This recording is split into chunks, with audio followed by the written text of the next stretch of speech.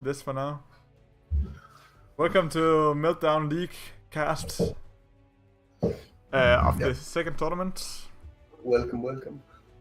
Today we have 19 player sign-ups on a unholy weekday, which is actually kind of nice.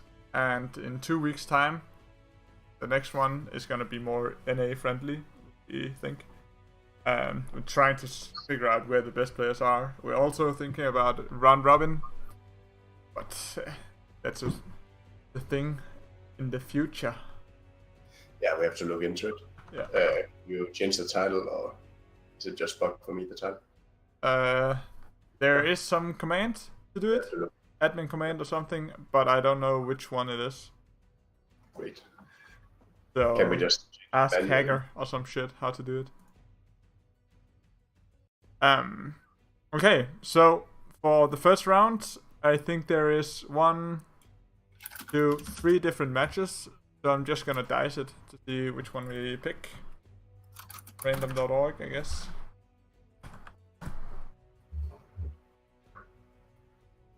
One and 3, let's go. Okay, it's number 3, which is Dorothor versus Frostweaver.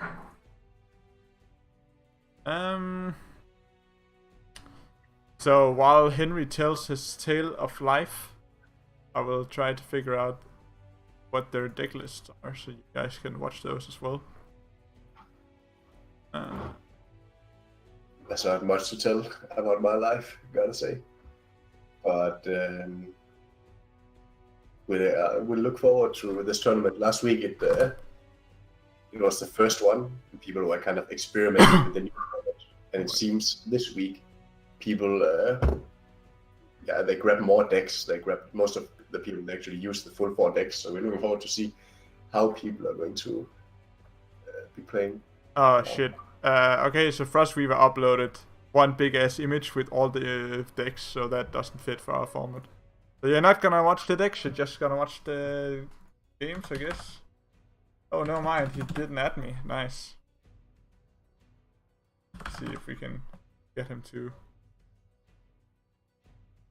Do I have Frostweaver? There we go. Did you add him? Or? Yep. So him versus Thor.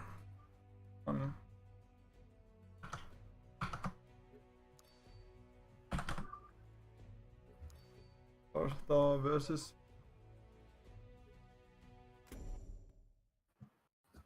Just setting it up. Yep. Okay. Do we have in the chat, or is it just me and Monk at the moment? I think it's just the 2 of us. Yeah. So far. Fix this. Wrong one. This again.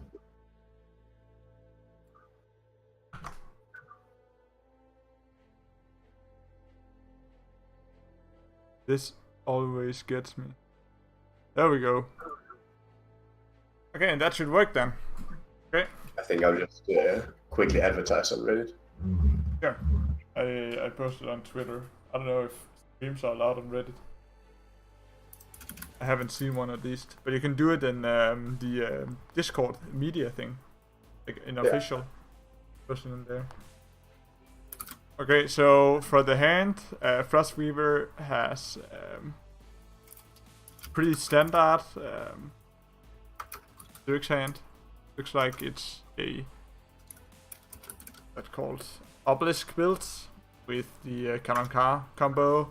I wouldn't be surprised if there is a Fault also, and then Dorothor has some kind of minion-based Argent. It might be Alabaster.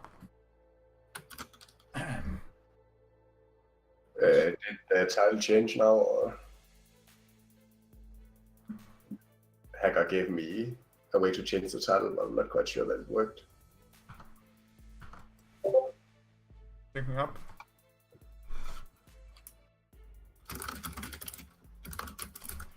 Classic production value going strong. Like there was some kind of reset there going on. Yeah, I'm just trying to change the time. I am on that, but apparently it doesn't really...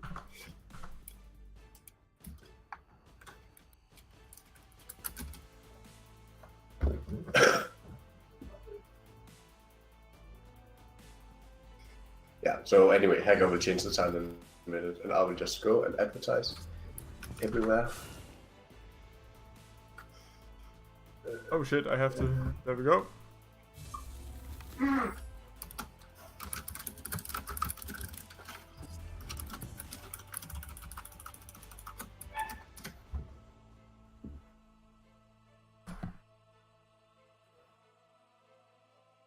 So, Dorothor has an option here to just...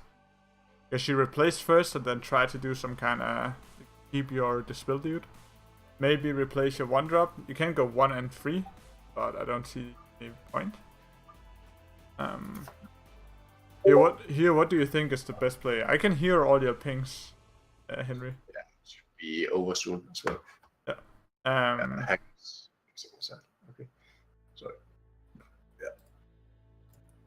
Bring up this background so I can actually also see. So the best. Okay, so it is Alabaster. Ridiculously annoying. There was the option for a defensive opener here, but he opts to go for the dude straight in the face, which is just gonna die to the second obelisk, because you can buff your dervish and go forward and hit with your general. I'm not sure I like this positioning, like putting it in range of the general when they also have the dervish. Yeah, I like putting it just one more back, like right. on below your general. Yeah, almost always actually. I don't like them to be able to reach it with the general for no reason. Especially when it's Vitruvian, they have. Yeah, they have a lot of stuff. Yeah, except Felcius. He puts it right in the face. Doesn't really work that well anymore, does it? Ah, it's fine. Yeah, interesting to put it right in the face. It's a good light bender here from Dorothor. Yeah. I wonder if he's gonna go for a tempo blood tier. He could, but I don't see what that would accomplish. Okay, he's doing it. That dude there. Moving before replacing, but probably isn't gonna change. I like kinda like the blood tier tempo play. I think just... A bit weird on draw advantage, but you're gonna lose the mana tile either way, and when you play down one shitty minion, you want the second one, kinda. Right? But he can just kill it so easily, though. Yeah. Yeah. But I guess it plays around his blood tier, kinda. Yeah.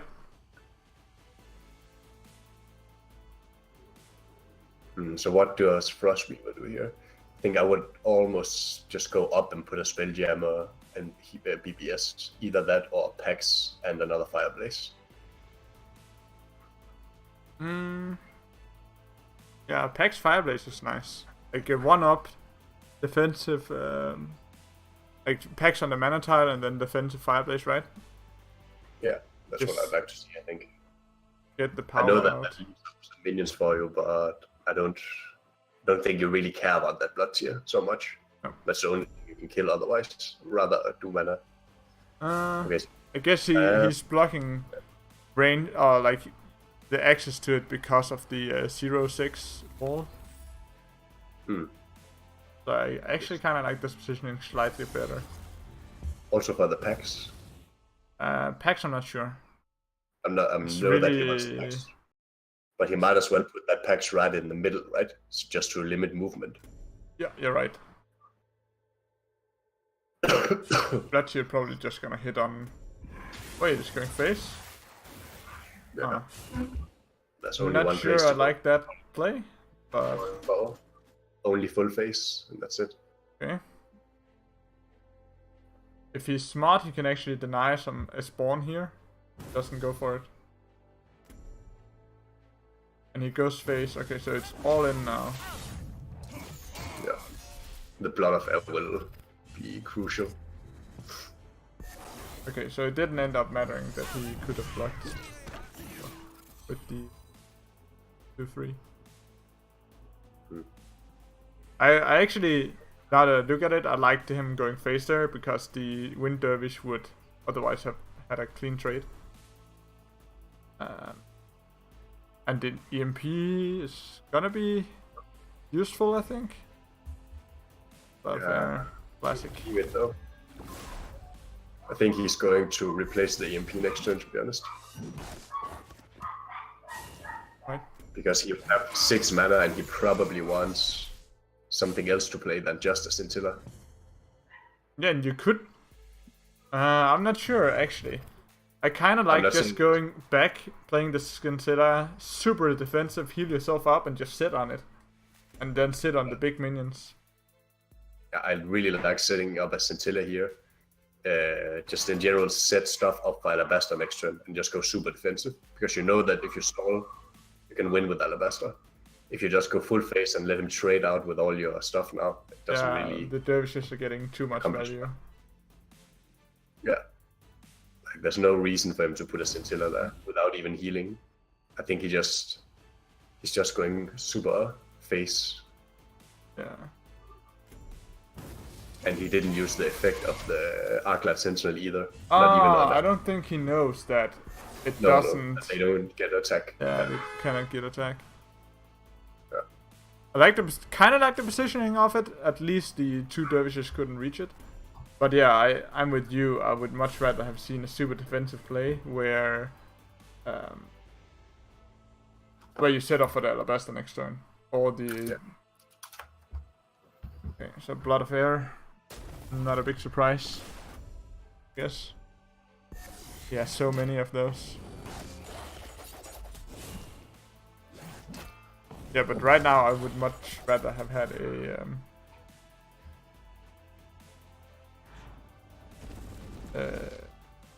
EMP. If he had hit that 0-6 last turn, he could actually have cleared it now with the Alabaster. Yeah, I think you're just going super defensive Scintilla and then setting up for either EMP or Alabaster, either or. Oh, not now. I think you just play Alabaster now, but out of range from everything. Yeah, now, yeah, but I'm talking just go earlier. face, right? And he has to replace, of course. Yeah, he will replace the Scintilla. Did replace the Scintilla. In this case, when you have so few cards, you really replace every below average drop, like in mana, just to get get a better one. Especially if you're not gonna play it that turn. Yeah, it's tricky. Just a bit. Because Dorothor is close to winning, but you can see Frostweaver's hand. There is some shenanigans, also known as Blood of Air. Blood of Air, if he tanks 4 damage, he can clear it. But I don't think Frostweaver is interested in that. I think he can clear it without it. He can clear it just with the Blood of Air. Yeah. Oh man. Right.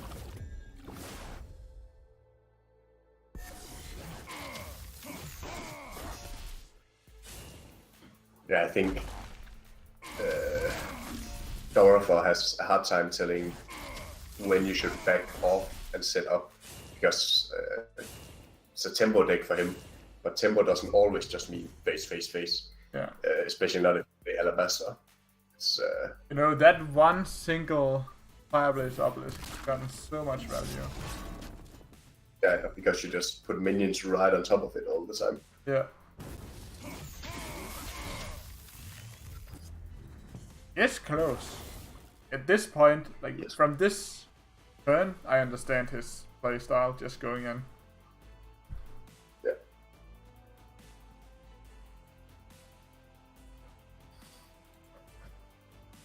Time is still wrong, Baronian?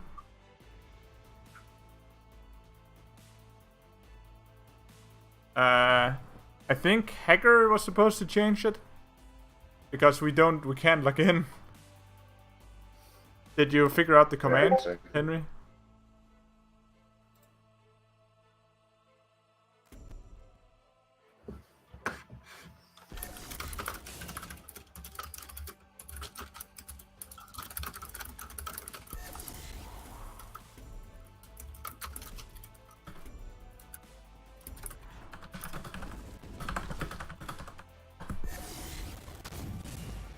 Shit, I'm lagging.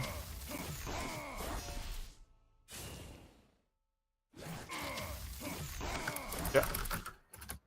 Ain't got no patch discussion. Okay, yeah, and while I was distracted, Dorothy went and lost. Yeah, well, it was easy lethal with Gust, and yeah. Yeah, there we go. We have a pause screen for you. This is gonna be this. While I set up.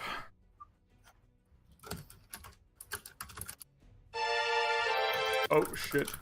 Not that.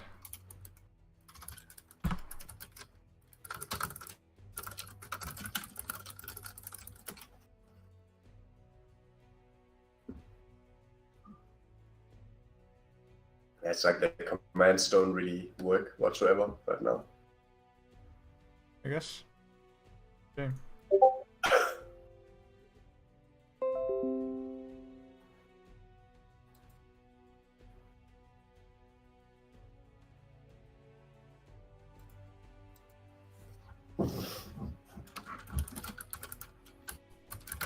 Fucking kidding me. Okay, so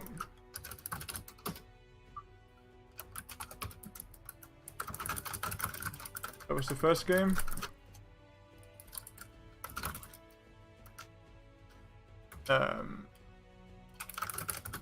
First game between the two. Let's go to the second game right away. And with right away, I meant slight delay. Go.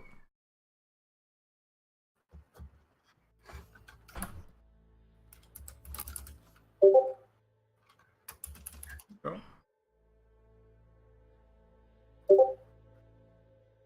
Dude, you have to fix your sounds. Yeah, how the fuck do I mute that shit? Okay, so since Dorthor lost, he has to go with either the same deck or another, and he opts for the same one. And oh, interesting. Frostweaver is also an Alabaster, so it's a mirror.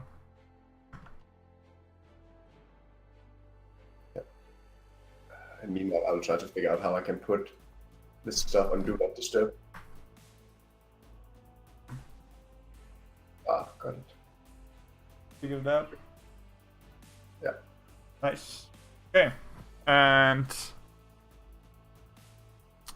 so Frostweaver has a pretty hefty hand. I suspect that he's gonna replace some of the big dudes, and Dorthor, I don't know about him. I suspect it's gonna be us. Okay, so Frostweaver is way ahead. Yeah, also keep the Sunbreaker. I like the Sunbreaker in general these days as a general meta pick. It's good versus all the Wanderer decks. Yeah. When I say all the Wanderer decks, obviously not necessarily Brome and Cyrix, but the two biggest Wanderer decks, wait. the Riva and the Ragnarok. Are we getting sound from the wrong game? I'm not getting sound.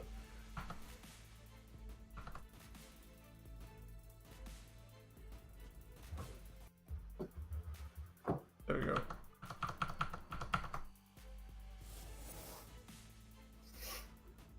Okay, so we see Lion Primus opener, which I think I like, but I would have preferred that they were switched so the Lion was more defensive. Yeah, I agree, because the Lion is the more valuable unit. Yeah, because you wouldn't get the buff either way, right? Yeah, exactly. Especially because there is the kill on the board. It's actually interesting. Frostweaver is playing Alabaster and Strategos in the same deck. Which is not at all bad, to be honest. I think it's quite strong. But you lose out a bit on like Fealty and Martyrdom are good cards. Yeah. Especially like removal in general, right? You can get steamrolled by some crazy minion. Yeah. How is this? Well, I generally like this deck. I saw it a lot on ladder as well. Oh, Yes, and Alabaster is also really strong. Like it's quite good. Now the Jaxi arrives. next turn he can have 5 mana, so not exactly enough for Jax. Oh yeah, Solarius got a buff, so maybe he's playing that. I haven't actually checked the deck list. Yeah.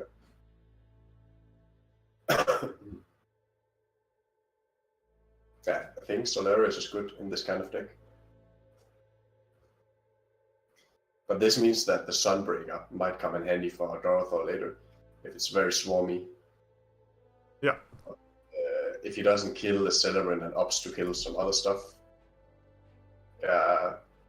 then Aurora Warblade next turn could be really pure destruction. It really is just going face all the time when he can. Quite interesting. But he is setting up this Tempest, dude. Yeah. For more face damage. Yeah. So, what I think I would see is move the Dream Shaper down. Actually, how do you do this? Because I think I would like to play Aurora plus Warblade.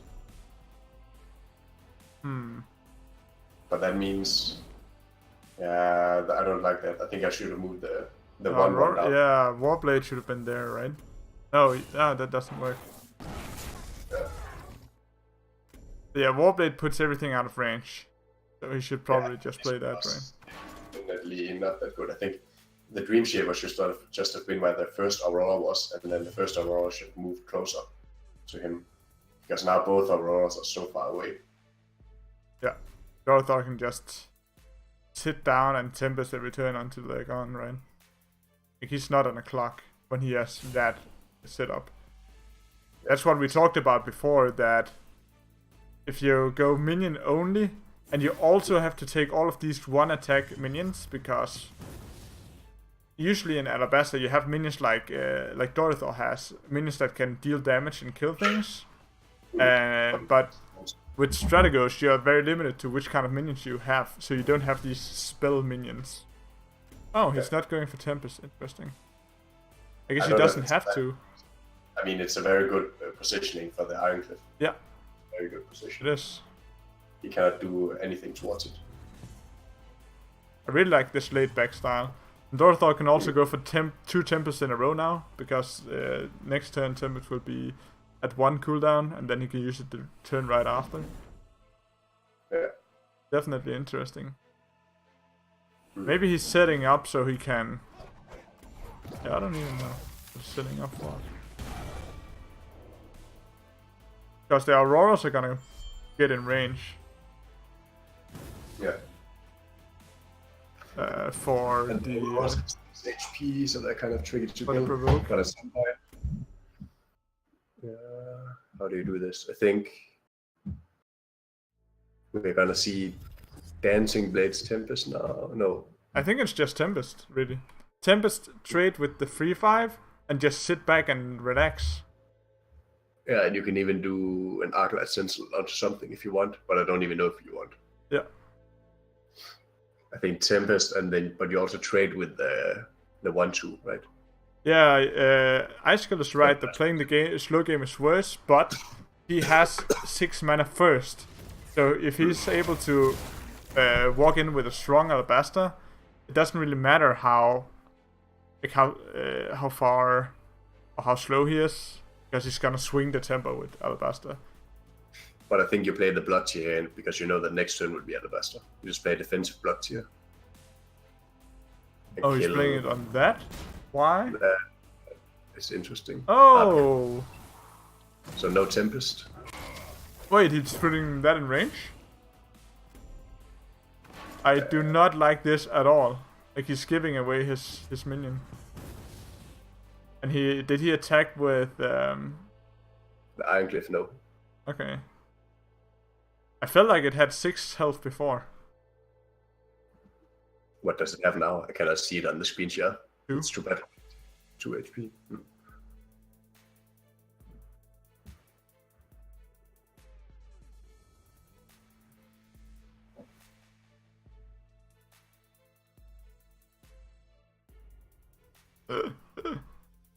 And that Ash method. I don't get the method. Yeah, I get the idea, because you wanna, after Strategos you play it. Yeah, I don't know he swapped his Jaxi earlier, like that would be his win condition now. I know that, okay, yeah, I see, okay, against Tempest it's a bit bad, but you need your trial to win, right? Yeah. I guess this is just an... Passive's hand is weak, but he has big minions incoming. But only, like, he has to use his 14-4 clear the 3-2 because he doesn't want to take that 3 damage. Seems. Yeah, then you clear the... Yeah, with your hero, yeah, get rid of that. Go in front and then do some minions and... Oh man, my shit is lagging like crazy. Yeah, I can see that. That Dorothy would play EMP or...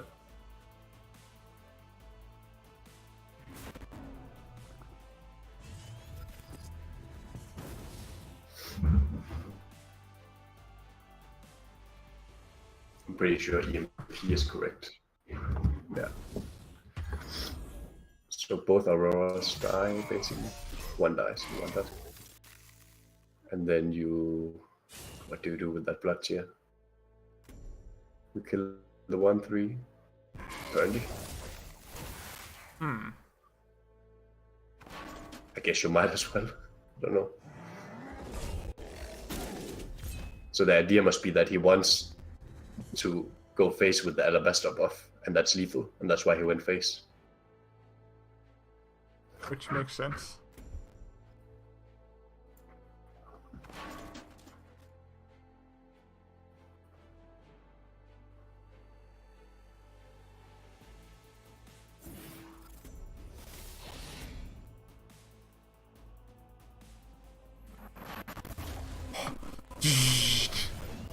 Oh my god.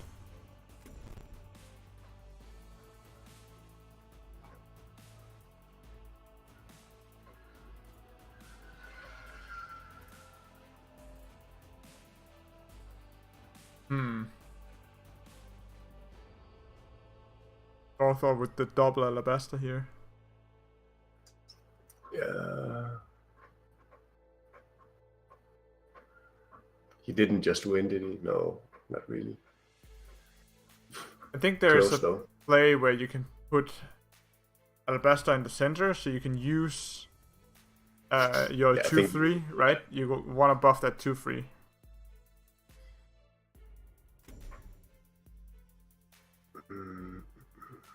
So it can clear the Dragoon. Yeah, this is true. And how do you then... And then your general has to kill the 5-3, right? Just tank it. Doesn't have to, but you probably should. Either that or the EMP just kills that.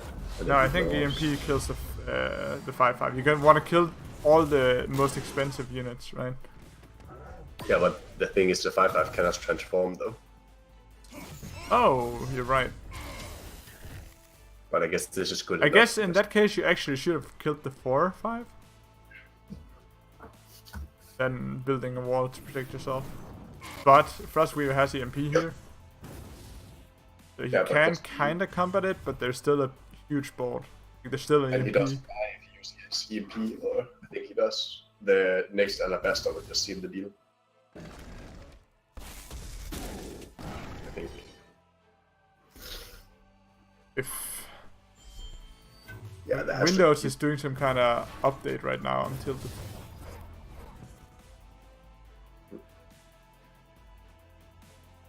Use the quality. not doing anything at all.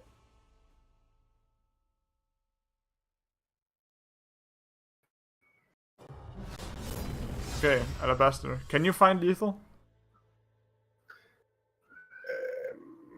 I'm checking. He basically needs...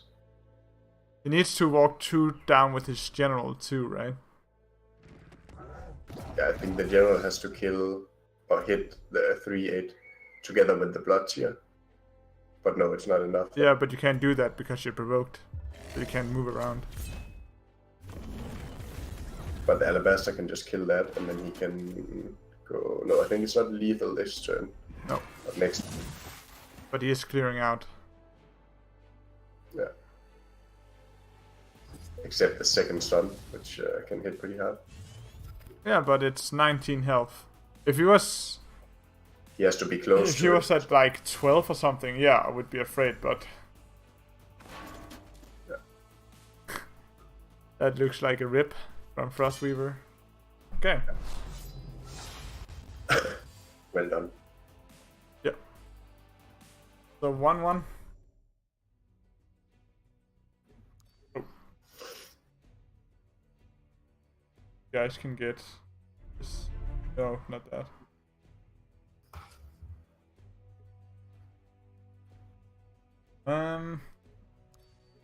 Okay, so it's 1-1 between Frostweaver and Dorthor.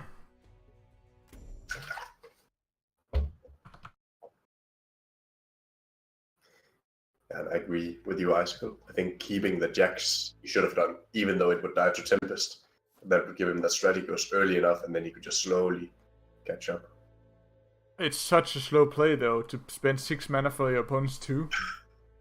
Yeah, but at least just keep it and then replace something else to deal with the Sunbreaker or something. I don't know. Yes.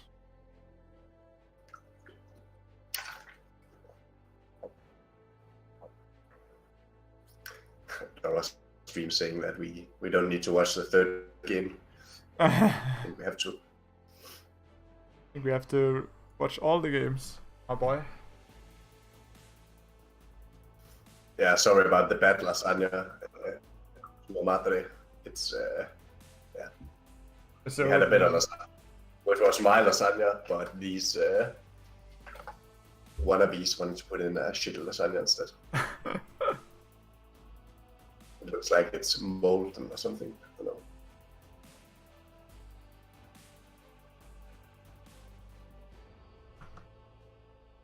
know. Okay. I think.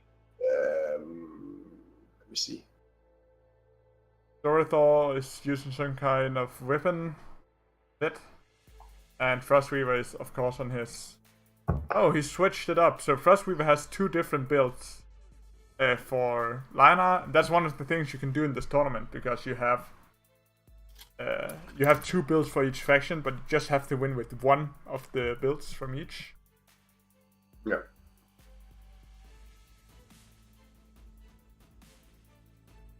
Who's first? Oh, they actually replace at the same time. What a wonderful world where I don't have to fix it. And interesting with the marching orders as well. It's, did you see it? Oh, yeah, it's right there. I never saw that card before. Yeah, What is... Oh, I have to swap the hands. It's the minion directly in front and behind you gets being provoked and +2/+2. If I'm not... What is going on with this deck, though? It has Lion Eyes and Soul Pierce and all kinds of different troll cards. It's full seal, to be honest, and Lion Eyes, and yeah. Ah, I guess it's full seal. It's interesting. It is. It's kind of cool that Frostweaver opts to have like this really out there deck, and maybe he can even try to trick Dorthor into thinking that it's still the same as before, because it's 2 Bromes, right? Of course. But that means he shouldn't check in general. I mean, you can see the trial otherwise. Oh yeah, there's no strategos anymore. True. Yeah, so if you actually check it, you would know. And what actually happens if you... Yeah, this marching order is not going to do anything. So he can catapult his little fletchling thing. Yeah, I don't know if it's good. Also, nice statue Brome right now. Is it worth it just to clear the 1/3? No, it's just gonna die to the weapon. Yeah, I don't know what Frostweaver does here. I think you can go for... Maybe trade with the 3/5 and then play 3 and 2, right?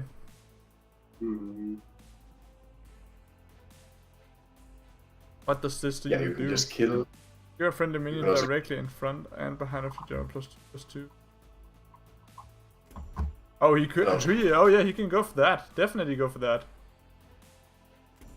But what does it do? It gives provoke. minions behind and in front +2/+2 and makes them immune. Spell immune. Okay, yeah. Yeah. It's one of the new cards. Yeah, actually, I would rather have seen Windblade in front of him here. If he's gonna... Like, no...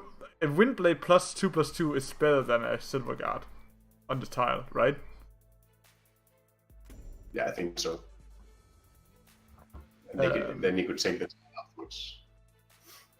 Yeah, with Windblade, right? Like Icicle is saying. Definitely better. So what do we see here? Blood of Air? Yeah, Blood of Axios. He could have used his equipment to do that as well. I suspect he's gonna hit just to get the free damage. Yeah, literally free damage. And next turn, it looks like that he can get his trial fulfilled. Yeah, it's blocked obviously, which he will probably be.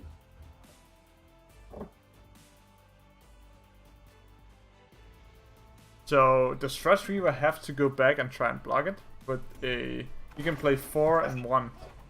I think you do that. You can even just BBS. Yeah, exactly.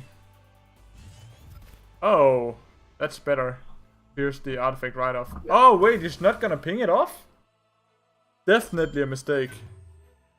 Not getting rid of the weapon. That's a free kill on something with BBS, I think. Of course, we see in Dorothy's hand that there is a Falchius, so it ends up not mattering, but... Actually, by playing the Provoke, he defends the 3/6. I think you Bloodify here just to get the trial. He just drew into that to get the trial. But still, he has to be... Because now he will lose his artifact. Yeah. So he needs to play the Notion and then also draw into an artifact. Yeah. But he's gonna So what do yeah. A Soul Piercer, maybe? Like Soul Piercer plus a 2-drop or something. Would be fine, yeah.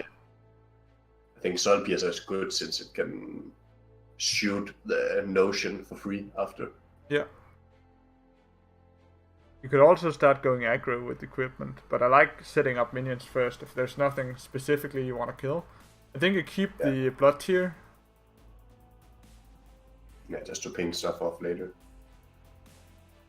Yeah, I like getting something on the board, especially something ranged, because you know an ocean style unless eternity.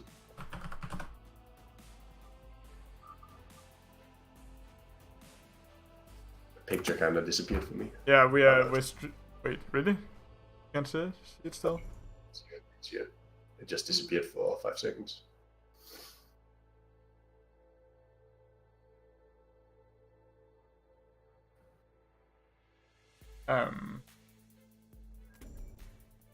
Wait, he's gonna run away from the Soul Piercer? Right. Why? He had it sealed, he had it protected, but now it's just open to get fucked up. He can just run up and BBS it. 1 mana kill it. What? What is this play from Frostweaver? I really don't get it. Wait, Doria's not gonna kill the Ranged? What? What is happening here? You could just have played Starless Eternity and then killed it. It would be an amazing turn, to be honest. Holy shit. No, he couldn't have played both because he was at 6 mana. Like, Starless got nerfed. Did Starless yeah, it's 6 mana now. Oh shit, I didn't even realize that. I didn't. Maybe that's why I didn't see it actually. That explains a lot. Not killing a 3/4 Ranged, I think, is a huge mistake. Because that shit is gonna be annoying.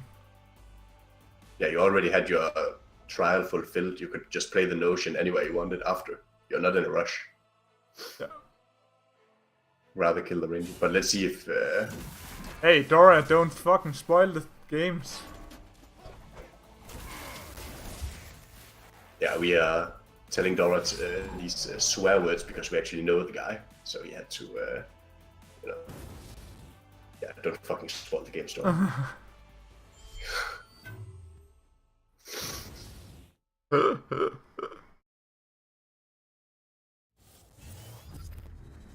Oh, he has Dawn Yeah, but Tie definitely also. killing the rangers. Yeah, now okay, so there's a weapon. So you can play double weapon, but because he's locked down by the provoke, can't really do that much. So I think I like just Falcius BBS here better. Maybe even the first wish just to. Yeah, of course, just to draw something. Draw something else. Yeah, definitely. Hope you don't get provoked next turn. Yeah, pretty much. If Dorthor can get double equipment and just fly away, he's way better set. But that ranged minion, like I said before, is a huge pain. Yeah. But just not cutting down on minions, right? He took 3 damage for.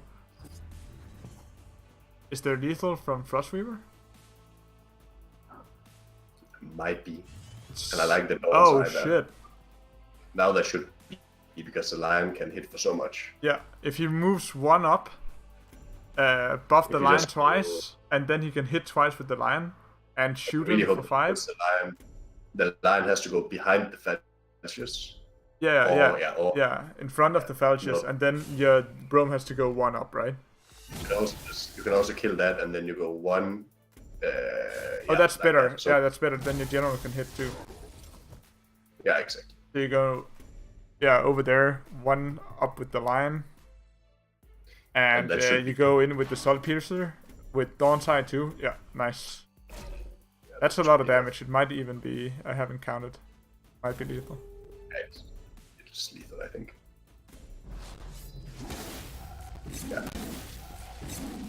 A lot of damage. Shoot. I like this seal deck. I don't know how good it would be in general. Yeah, he ran out of cards there towards the end, but good, refreshing to see some marching orders and stuff. I mean, it's something else that we don't see so often. Okay, so that's 3-2.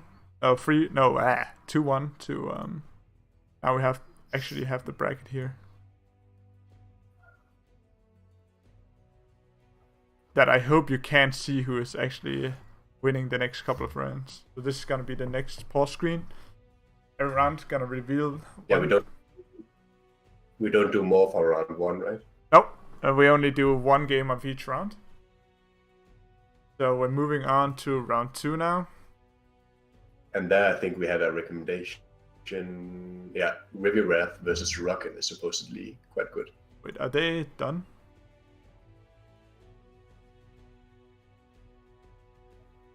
It annoys me. Battlefy doesn't automatically update shit. Okay. River versus Rockin'. And I'm gonna load up their decks. Talk a little bit about that.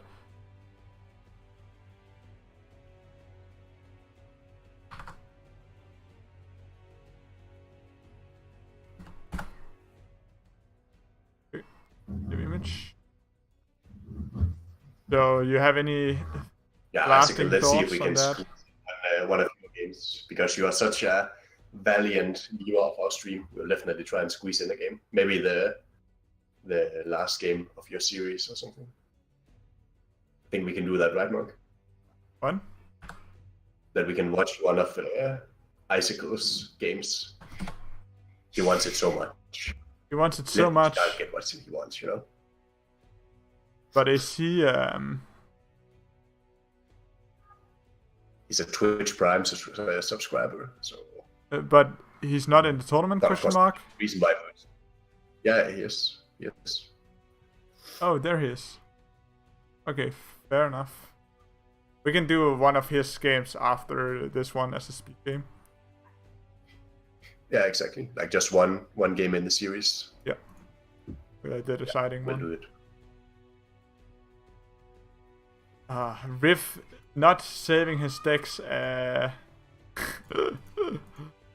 in an album is quite a pain. At least he only has 2 here. We're just fetching deck lists right now. Yeah.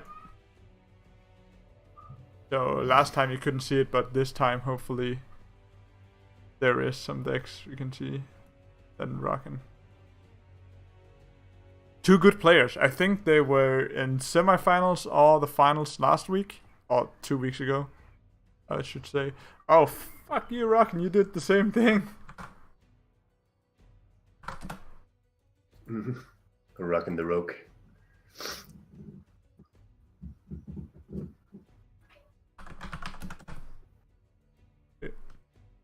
One. It's actually not that bad. Hello, darkness, my old friend. So, this time around we have.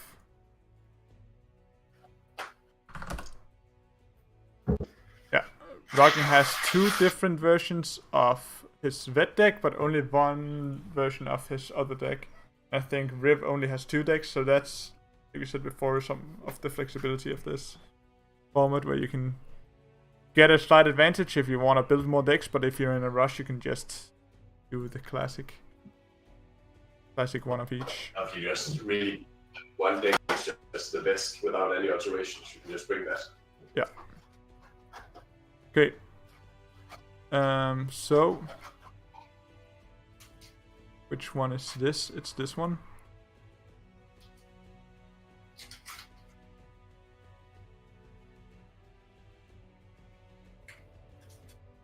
Go. Just make a comment. So, if it sounds a bit loud, it's just my water bottle.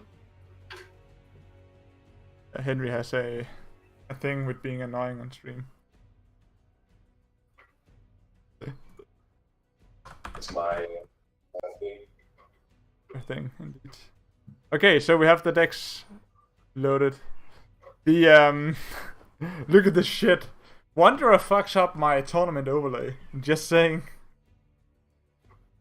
Okay, so Roggen has Sephiron. Seems like a pretty basic control Sephiron with Fault and Kamikar, and Roggen also have a Wanderer Ragnora, which I think is probably two of the strongest decks right now. And then he has another version of the Sephiron where he has a bit more control with he basically just...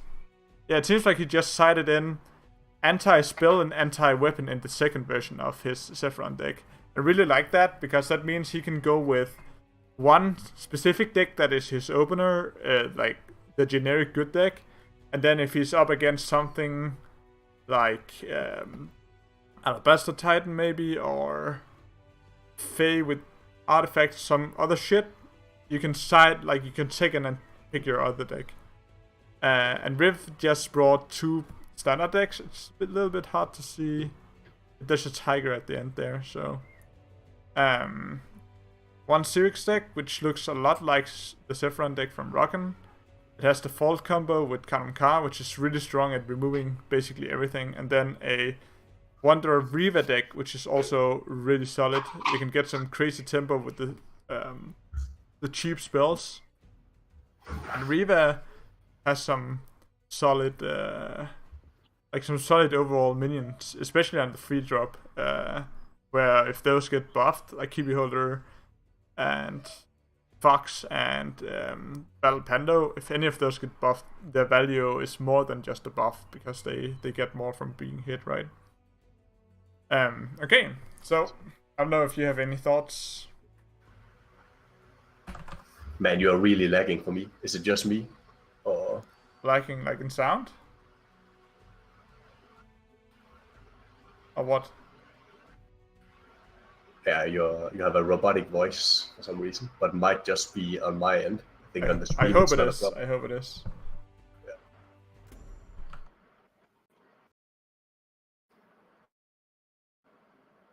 I think it's yeah, but basically you send the lists, so it's nice. We agree. And yeah, Wanderer Riva, just one of the strongest decks right now. Wanderer Ignora, probably the strongest deck I had. Yeah, for being the strongest. I think that would be my pick. It's generally good against everything. Yeah. Okay, so what do you think about the bird? Which bird? The Ori something. The 3 mana 3-4 flyer for Shanghai. It might be okay in a Wanderer deck, I guess. What do you think about it? But in general, I don't like it. I feel it's a bit weak. Honestly. You still here? Henry?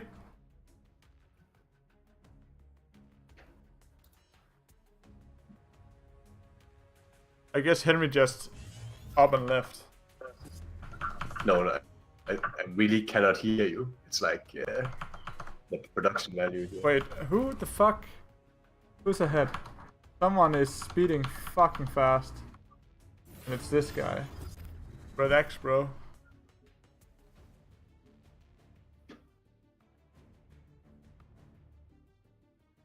There we go. I think it should be in sync now. I hated that. Hear me, or... Yeah, I can hear you fine.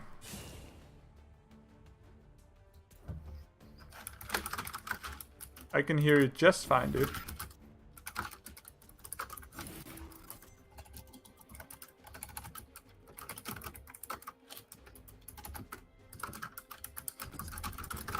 Yeah, I can hear you just fine. Yeah. Okay. So we Gucci.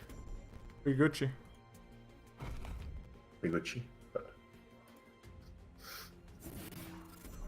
But yeah, I am lagging a little bit. I don't know if it's an internet thing or a like over destroying my PC, because Duelist is the worst game to cast in the world in terms of setup. Yeah, but your new rig should be not more than enough. Well, so what do you do here? I feel a Scorn seems pretty appropriate. Yeah, here. destroy everything basically.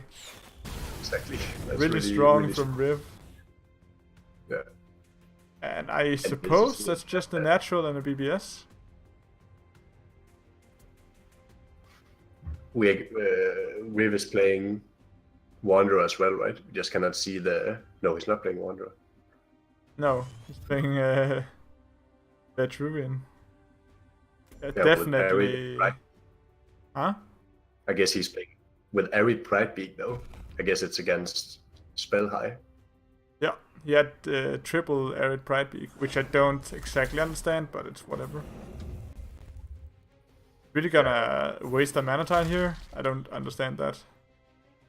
I don't like it, at least. Yeah, it makes no sense.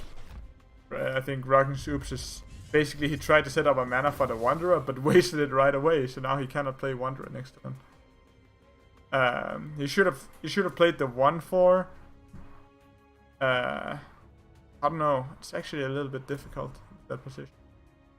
Okay, but Kanamka used as a removal for the egg here. Which is fine, but you can just trade it away. Yeah. Maybe hit it with General and then Scorn. Seems like the most obvious play. Just sit on the 1/2. Yeah. Sometimes, actually here from Riv, I wonder whether or not he should just play the Kanamka way out in the... here you go. Fault Ray is so insane. Like, look at the power he's getting. Because he can play that and Ray at the same time. I think we might have to look into a Ray nerf. I don't know. Yeah, because Ray is definitely the issue. Fault. No, I think it's the combo that's the issue, right? Like, it's the 0 mana minion. The classic. Yeah. Age-old. But zero mana minions have always been a problem. Remember Slow? Yeah. Me too. It's not a good memory. But he has the... It's really good out. How come he cannot play Wanderer, by the way? Do you see the Wanderer's Grey? Oh, maybe maybe he fucked something up with the... maybe he has double flash or something. No, trial is completed. I think it's just a visual bug. But, yeah. So, Ragnar is going for Heavy Rush. Okay, he also has 8 HP only left. Yeah, exactly. But I'm a bit curious about that Wanderer though. Like, why is it grey? I think it's just a visual bug, dude. Yeah, it could be. Because I hovered Rocking before, and it said trial complete. So Yeah, okay. yeah, and here, yeah, he can just sit down on Pridebeak and let it heal him up. I guess that's the reason it is in there, just for safety or security, I guess. It's good for stalling out late game. So what's the play? You play Wanderer and Egg. I kind of like Wanderer and Egg, actually. I guess... Oh no, this actually makes more sense, because the 3 by his side, if he can get a buff on each of them, and he just drew the +2/+2, that's... Oh no, it's 1 off. Too bad. I don't know about that egg there. And that means... Wait, when does this proc exactly? Oh, when your opponent casts spells. So actually, Rocken has it here. But we have that Karumkar here. Oh, yeah, sure. But Karumkar can only kill one. No, because he has a Karumkar to clear one of them, so he doesn't have it. Yeah, but he can only clear... Is it enough, though? Oh, no, it's yeah, 1 off, right? Rate of Fortitude is only 1 damage, so that egg actually lost him the game. What? No, he has it. Does he, though? With the Wanderer, you have 4 no, damage? It's not enough. Oh, it's 1 off. Now he has it. You're just so far behind. No, it's 1 off.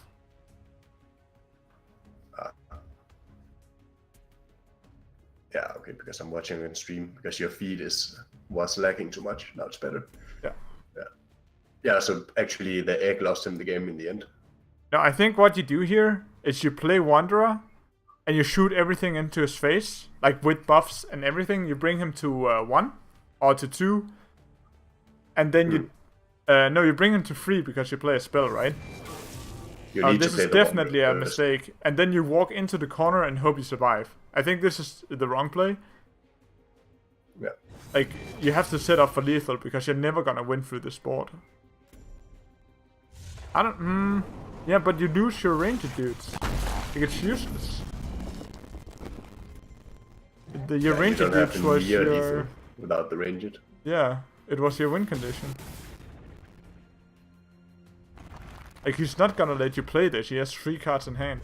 And these eggs are not gonna do jack oh shit, that's Stampede. Oh, the flaming Stampede, though. The top deck is real. Oh my god, what a top deck. Yeah, that's enough. Yeah, you're right. He had 2 beaks, I guess. Yeah, that's not unlucky. That's for sure. Yeah, he had 2 beaks, so he would actually not have been able to bring him to 3. Yeah, you're right.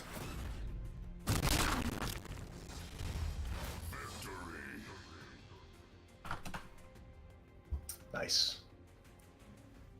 Close though. Still a little bit of a misplay, I know. And yeah, there's some lag. Yeah. Yeah, I don't know what to do about it. Like, what if you just open the actual stream, and then we cannot really do that. No, that doesn't work, dude. No. Yeah. Okay. Can we do it on Skype instead? Is it better maybe? No. For some reason. No. Yeah. The problem is I'm screen recording 5 things, and you have to watch my screen recording. That, like, I have to stream to you and also record 5 instances of duels to make this work. Yeah, this is true. Where is this? You can see the deck while I set up this second game. That I can't remember on a Switch. Who played Vitruvian before? Hey, live and your nerd. Welcome. Riff played Vitruvian. So far we streamed Dorothor versus Frostweaver, and now we are streaming Rockin versus Riverwrath. Yeah. And we'll have a little bonus game for Icicle because he requested it. It will be the decider match in his round 2 match. That's not what he wanted, but that's what we're going to show. Everything's lagging hardcore. Your rig is working quite hard.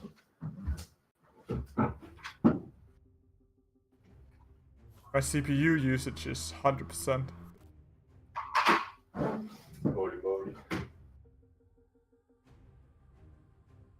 And it's not even the recordings. It's just the two games are brutal.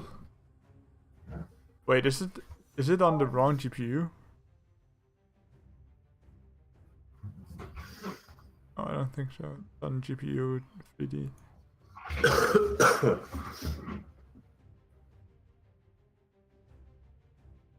There's 9 instances running. Yeah. Blame Duelist. Duelist, the games are just taking up 60% of it. It's incredible how much power Duelist actually takes up. Yeah. If you look what the game looks like, it shouldn't take like, I don't know. It's like running. I have a high-end PC, so. Yeah. Yeah, I know because you have my own PC. So, yeah. Okay. So it's gonna be the Vitruvian Mirror.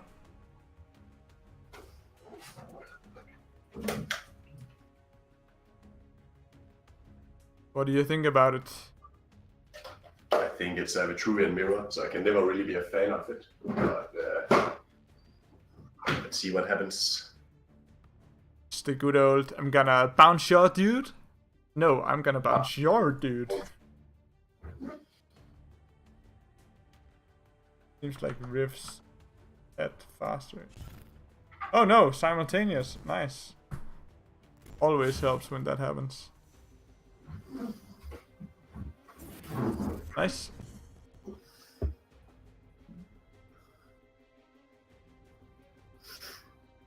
Icicle, it will be our pleasure. Yeah. Okay, so we have the Zifferan deck here. It's just nice. I always like to see myself some Zifferan. Sometimes you just get too much of the old Cyrix. Want to watch something new.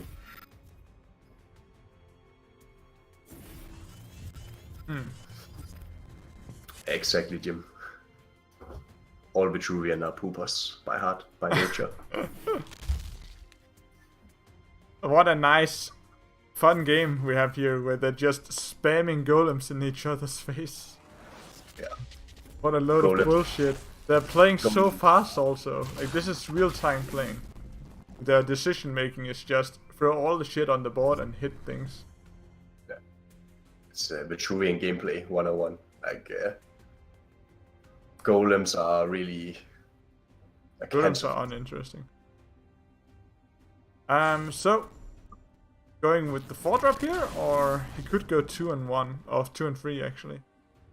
So he's going for Elementor, not protecting it. Oh my god, this...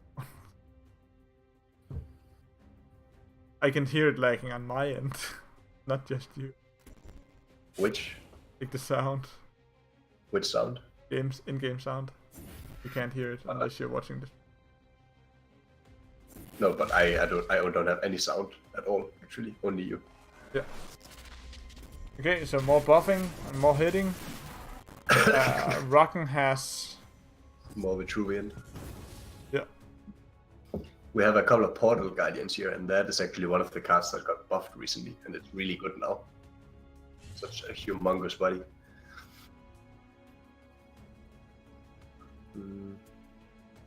What can you do? You can Elementor. It's an interesting turn. The Elementor can hit the Metallurgist probably, right? And do you then just Scorn on the mana tile? Yeah, Scorn seemed pretty good. But I guess he want to deny the mana tiles instead. Make sure that Riv can't double ramp. But he can still ramp solo, so... He can still get the He's playing around the fault, isn't he? No, he's not, because now he's going to... Yeah, it's Ray. full fault with Ray. If you have fault with Ray every time, like, there's nothing, not much you can do. Right? No. Literally nothing. Here we go. You Even as also... the Ray to dispel the 4/6 or the 4/3. Yeah. Very strong, indeed. Jim knows what's up. Riv has the Christmas tree Civic, so he's gonna win. Yeah. What do you do? Scorn? Well, Just to eat the dispel? Oh, he's gonna go for it. I don't like this. He's gonna throw away that ability. I think Rockin could have moved up and hit the Ray. Ah, no, that doesn't work either.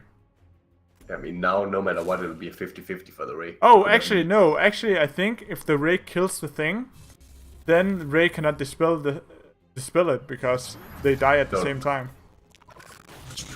I think that's how it works. Yeah, exactly. And I don't even think this is dispelled. Yeah. The Fireblaze got dispelled. Oh, the Fireblaze got, of course. Yeah, because it's gonna hit something. Yeah. So, and he can just block all the spawns now from the Trigon.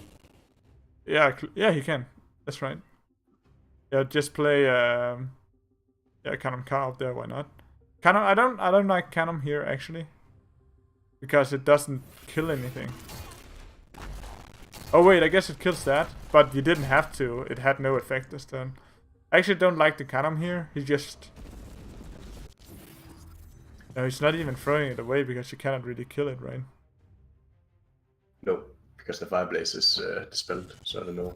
Yeah, I mean, you can never kill it because you have to bounce it. Do you just do a super defensive Swarm King and hope for the best? No, because when there's Cannon Car, everything is gonna die if it has more than 3 attack. And you cannot even clear that, that's true. Yeah, you basically, in order to beat the Cannon Car, you either bounce it or you can dispel it. Yeah. It has to be a friendly dervish that gets transformed with the Cannon Car, right? Yeah. Okay. not taking over your opponent's cannon. And that is a bit interesting. To bounce the Cannon Car, I mean, it's coming right back at you. I think I would have killed it with Scorn just because it's...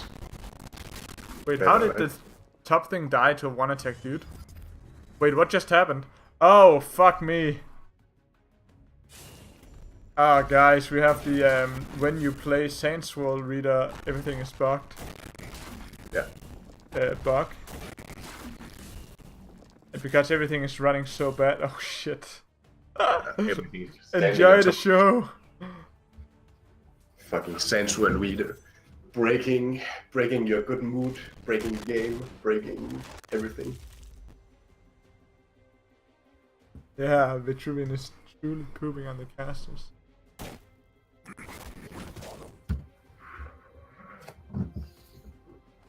Like, it's real. Should I just mute the sound?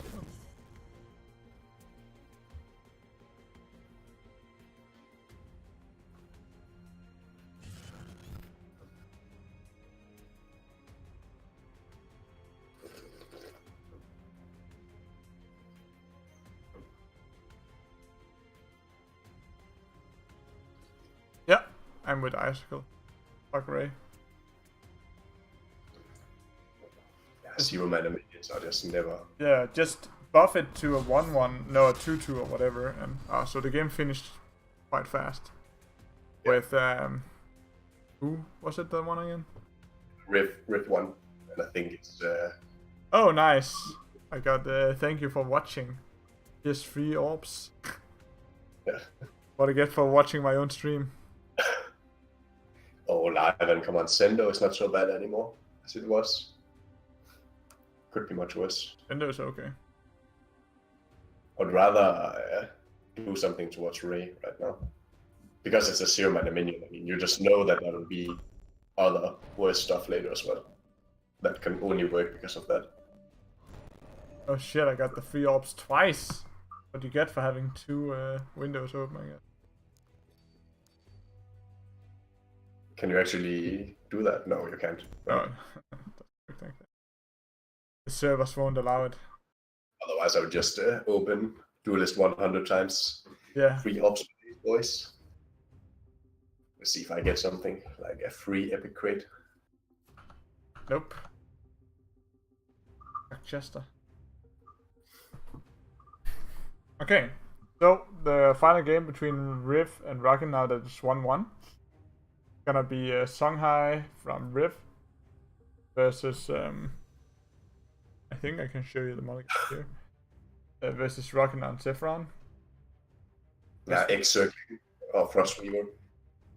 Maybe it's just not meant to be played in general. I mean, a lot of them are really shitty.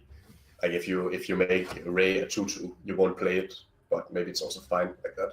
Like it's sure. It's 0. Yeah, because 0 is just the entire point of it is that you can take mana tiles and you can ramp and you can vault on 6, right? Yeah, exactly. Seems like yeah, he's going fast, so I'm gonna pause you a little bit. Wait, did I go out of sync for no reason? Go.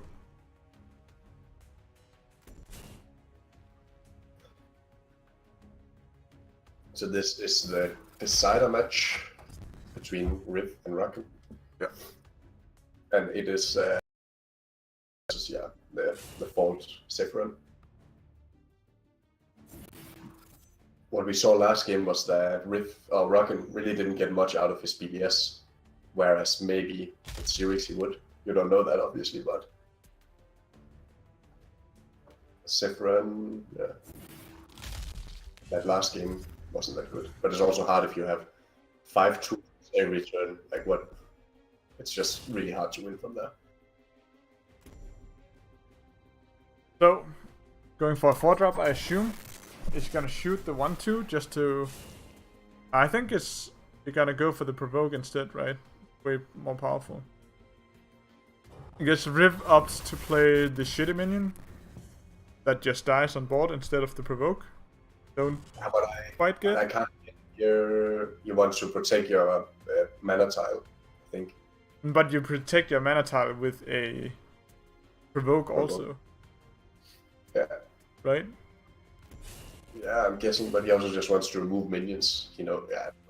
Here we go. Fault. You also know that you're not exactly a Fizzling Mystic fan, so. Yeah, I'm biased, definitely.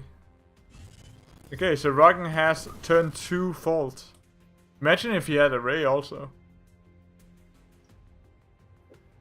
Lyman, I think I've seen a couple of Control Magmar. It's really powerful. You're basically just playing only removal and then running around hitting face. Super annoying.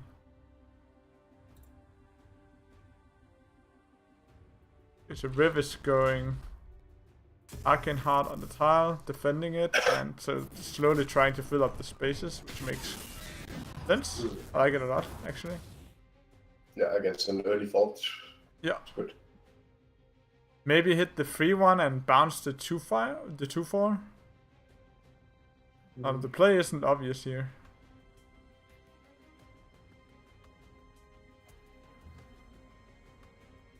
Definitely isn't obvious. You could also go for reducing the power of the. You could even bounce the free one and hit the 1/1, but then you're just gonna get ripped. You wanna bounce the piggy, right? Yeah, I think so. Alternatively, just play the 4-drop and do nothing. That sounds a bit risky though, because you have to hit the 3/1, and that means 5/4 piggy. That's a bit risky.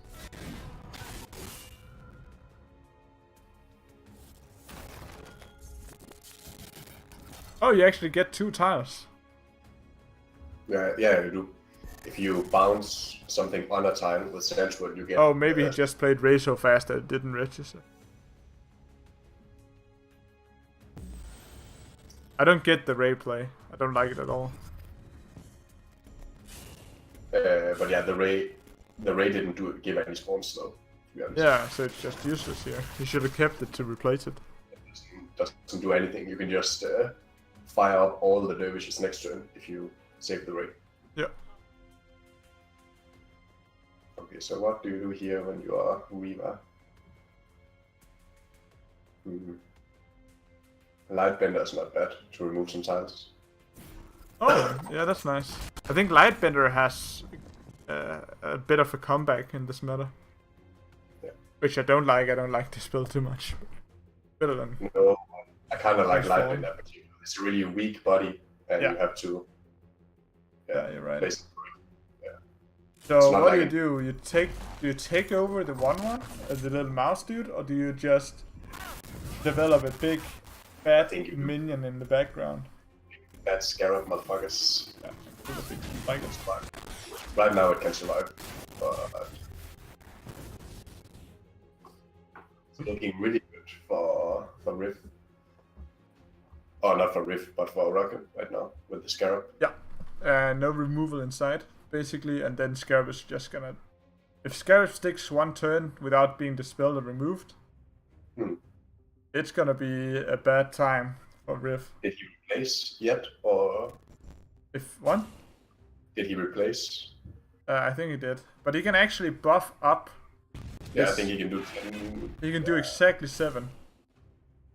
Yeah. I don't know why he walked in with it, though. Instead of walking away. Like, he could have buffed it with the... Wait, yeah, with Primus and just ran it away. I really don't like moving in it. Wait, he's going face?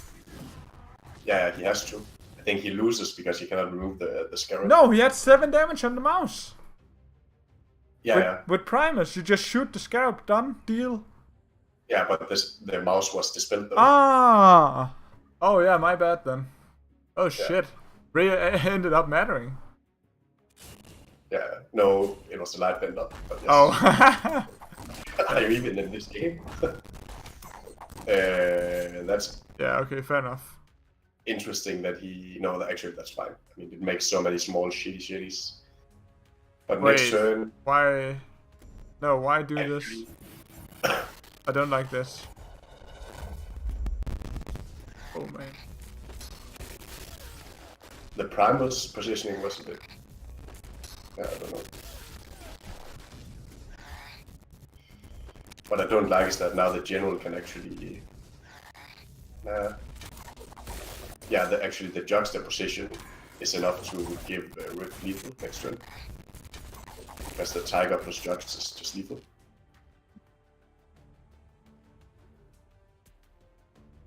So basically, if he had stayed in range with his general, he would have won that turn. Right, that's why he's saying oops, because he moved out of the way. Yeah. But Riv cannot finish it. He's Yeah, he can. I mean, it's just a tie. Oh no, yeah, it's a tie, right? No, it's not a tie. Riv has 5 HP. Oh no, mind. Shit, man. Yeah, Rockin he had lethal. Oh man. Wrecked. I think he had lethal, but I didn't. I didn't watch what he did to begin with. He could have, if he didn't take over the 2-3, right? Then he would have had one more rush minion. Yeah. Also. Yeah. That would have been enough because he used 2 of the small scarabs to trade with, and then he lost 1 scarab because he stole the Primus. Oh man. He lost 2 scarabs because he also played a grapnel. So it wasn't mislethal. Because he could also have hit with general. Yeah, that was definitely lethal. Well, unfortunately. Yeah. So when you have a scarab that lives, it's really a lot of damage on us. We're gonna do one of the icicle games, he said. The request. Wait, that makes no sense. No, it makes.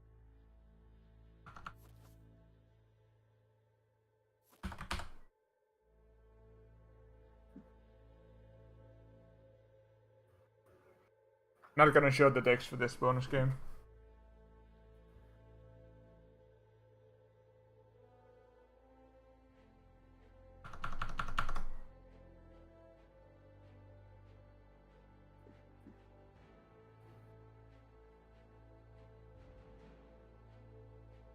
Okay.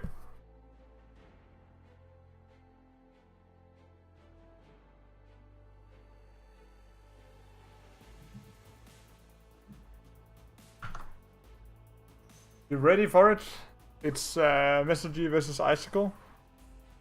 Icicle playing some kind of just the designer. Yeah, the designer match. It's Arch and Mirror, which is quite interesting. Yeah, we don't see much Archie. And by the altars, it looks like Icicle might be playing some bondage. versus good question. Tempo style, maybe. And I have to shuffle these around as well.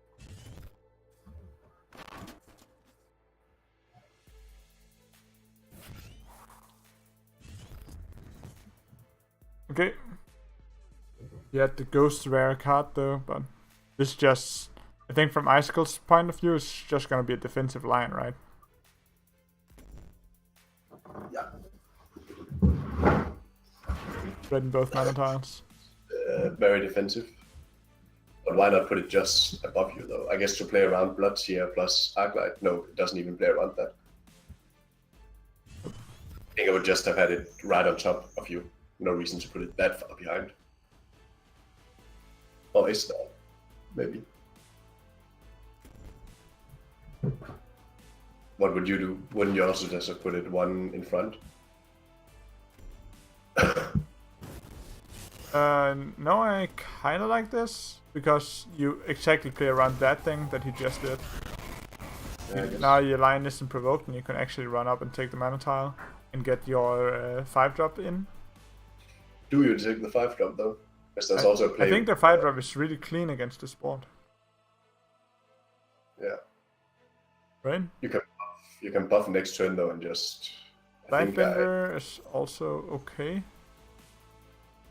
The question is, you clear the silver guard, right? No, I don't think so. Oh, it's gonna get buffed, you're right. Yeah. Maybe you hit it once with your line and you run the line back afterwards. Yeah, I think you do that definitely. Because then when he trades into your 3/3, that's actually a really... It feels like a next level play to do that. Like run one forward, hit it, and run it 2 back afterwards. Yeah, because if it's 2-3 or whatever. Yeah, it doesn't really matter, right? Oh no, it's just there to be annoying. But he went for the pussy play, pussied out with the line. Yeah. Because now it's gonna be a 3/3, like it's gonna be a 3/2 when you hit it with your general afterwards, which is 3 damage you didn't have to take. Yeah, otherwise it would just be dead, basically. Yeah. I mean, he could have used Healing Mystic on it, but... Yeah, but you don't know that he has. Right? Yeah, and now we can just play Scintilla. He wouldn't be able to do that. Wait! Come on, Mr. G. Come on, dude. Oh, I guess he's just gonna heal it still.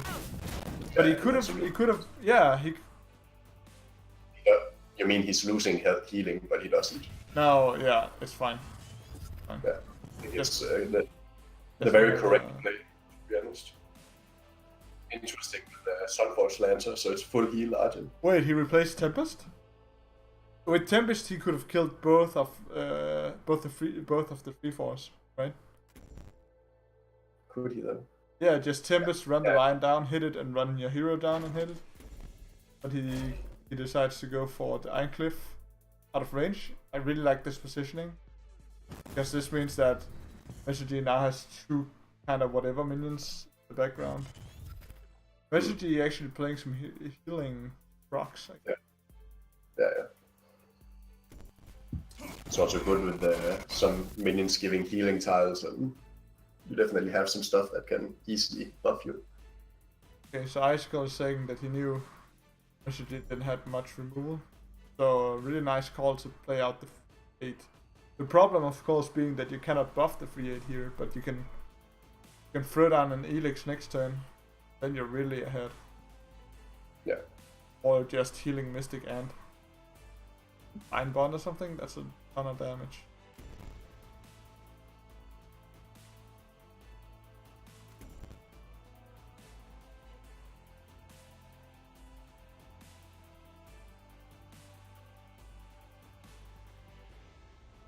Wait, what is happening? What? What? I think there's a bug in the replay. Are you sure? Maybe they're just taking their time. No, there is... No, wait. Yeah, I think there is. I'm gonna try to swap this around. You're gonna get sound that is off sync. Oh. Because he actually moved and like he replaced, but Misilji hadn't moved, and I could see both screens. Gonna get sound, which is a bit off, which is annoying. I think it's fine. And now popping down an Elix, which is nice, just more pressure on an already pressured man. Yeah. And run above him, right? Oh. That.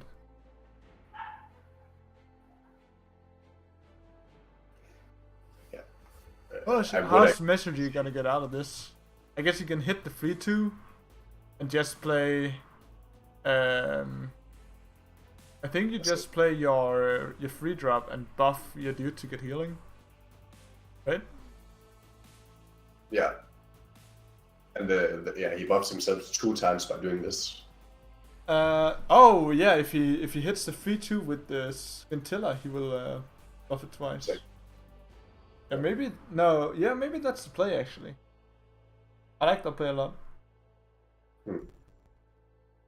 But the problem with that play is that he's trying to remove, but nope, you're still provoked, mate.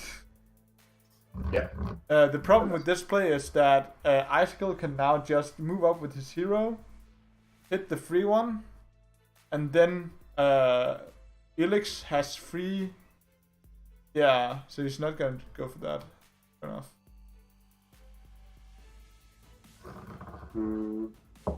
I hope that he remembers that he has the extra movement now. Yeah. Because the Elix should just hit the provoke, and then you go in and probably Lightbender everything, right?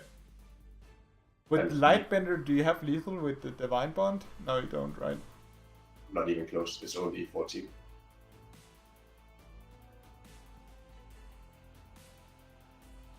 I think I like just killing the provoke and Lightbendering everything.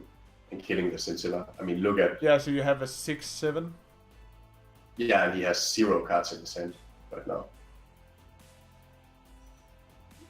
It should be like a safe game for Icicle right now, unless he top decks. But then you cannot kill the 2-4. Yeah, but that doesn't matter if it's silence. No, but you're not gonna silence that, right? Wait. Yeah, I think you actually just silence the hero and the provoke. Like, silence the provoke down to 1 attack. No, but why don't you just hit it with the Elix, then you run and kill the Scintilla, and you Lightbender everything. Wait, you have extra move. Wait, yeah, he can move. Yeah, he can move up, but he didn't have to. Wait, what the fuck is going on? I have no clue. I kind of like it in a way. Yeah, this sets up so Messenger has no cards in hand. What is he gonna do? Against a 9/6 with shield that provokes him? I kind of like this better. Yeah, I don't know. Because you got rid of the minion either way, right?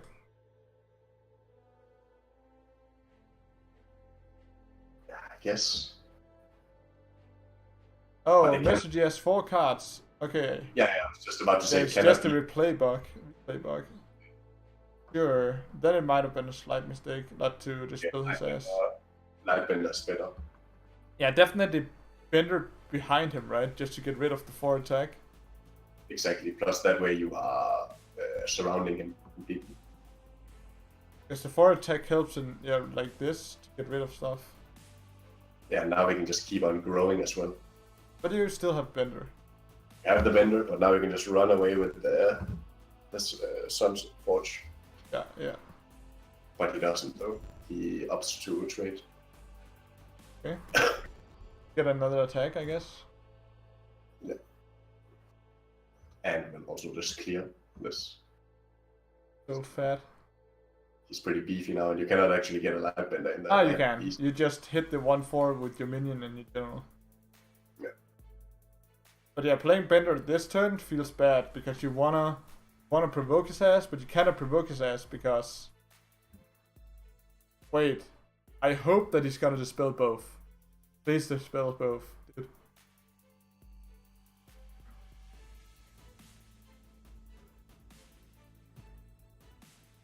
Yeah. Hit that, dispel both. And then you can even kill it with the Yeah, with the Arclight. Arclight, yeah. No, wait. Oh, we hadn't gotten a buff. Okay. I still think you play Arclight and just not use the effect. Icicle decides against. That's fair. I guess from the hand it's 2 damage. On the board it's 2 damage. Why not kill the Sunforge again? Does it have 3 HP? Yeah, it has 3. I feel like it killed something that yeah, because it grew, obviously. It got healed. Because it wasn't a Lightbender earlier this time. Yeah, the Elix Lightbender turn should just have been there, I feel. Okay, it's hard to predict, obviously. Yeah, of course. This is Spelljammer.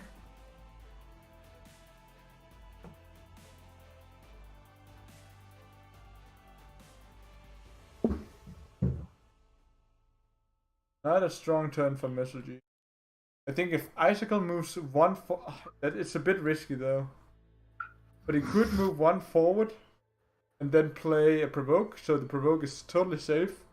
Then buff it up. What he's gonna do. I actually really like this. Just a Hail Mary. Might even go face with your general. Consider it. 15 damage. Going face with the general, that is risky business. It is, but I think the win condition here is just to burst the Messenger down. But if Messenger has a removal here, is even just a dispel is fine.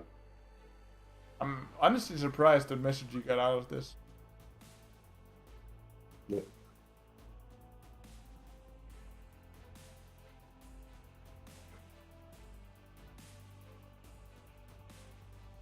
He got out of it, but he's sitting on a 15-10 provoke. I don't know how much he got out. Isaac got a bunch of burst. He has 8 burst in hand. 9 with his hero power. Yeah. But 1 dispel though, and it's all gone. 10 with his hero. Yeah. Yeah, 1 dispel is not enough. Then you're... I guess he replaced into a dispel. What do you do? Thing's bugged as fuck. Yeah. But he might also just be dead, though. Yeah, look at that. Going full face, frontal assault. That's 5. Yeah, he's just dead now. Double sun drop. Yep. Classic burst. Would he have survived if he didn't go face? I think yeah, he would.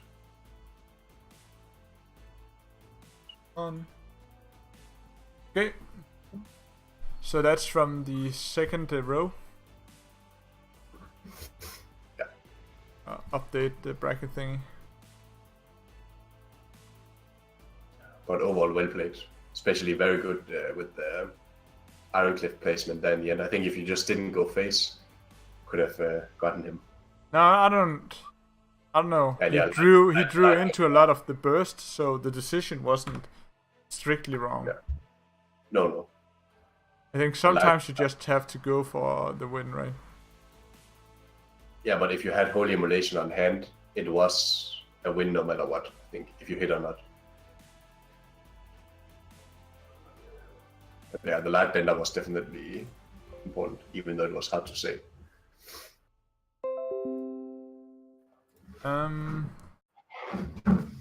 Okay.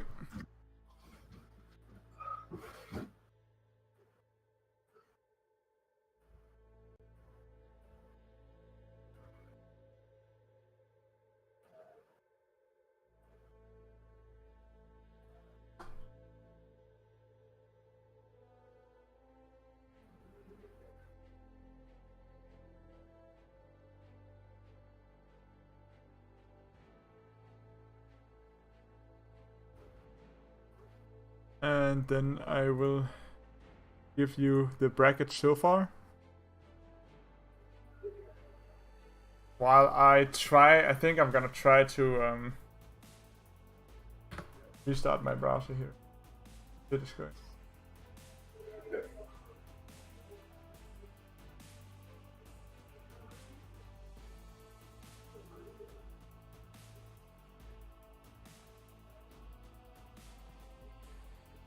Yeah, and the other game is still locked down.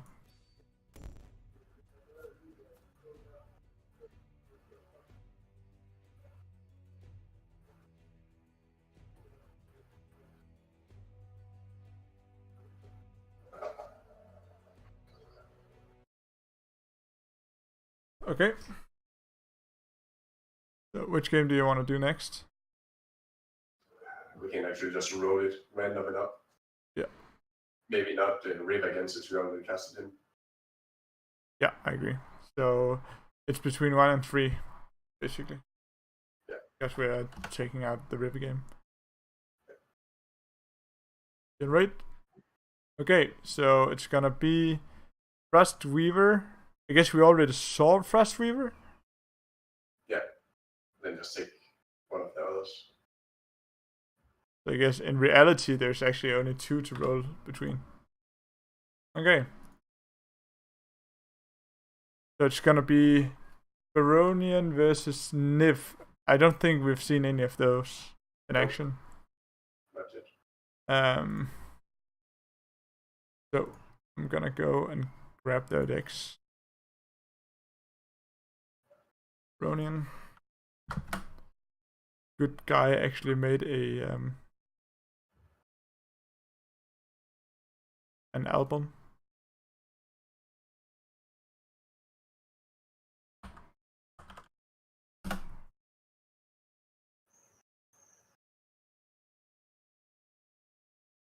Okay. And Niv. And I assume you're also checking a little bit with the tournament that there isn't any issues. Yeah, I'm following it. Niv sent his decks to you, or I guess he sent them to me. Yeah, he sent them to you, right? But I feel like he changed them afterwards. I think not. Let's figure out that out.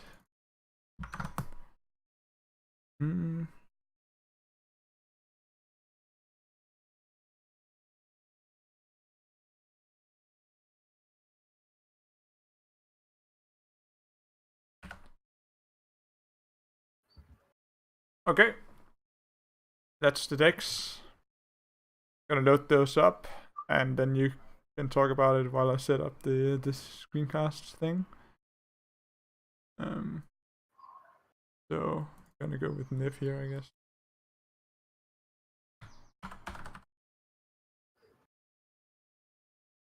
Gonna get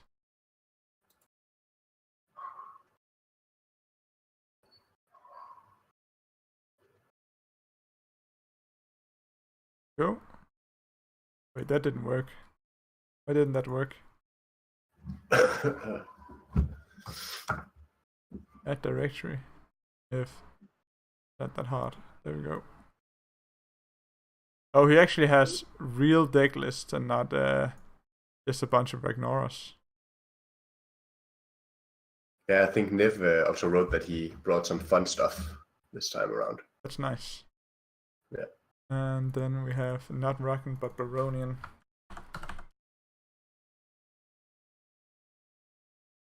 Is this actually top 4, top 8? It must be top 8, right? I think it's top. It might be actually be top 8. Yeah, you're right. It's top 8. Look at that Pandora. I love it. Love what I see.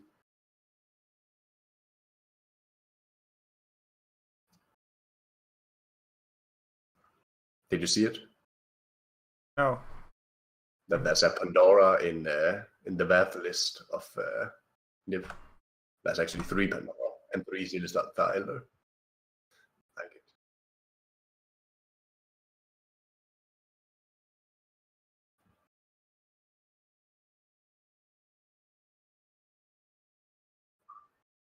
I guess. Interesting. Very interesting.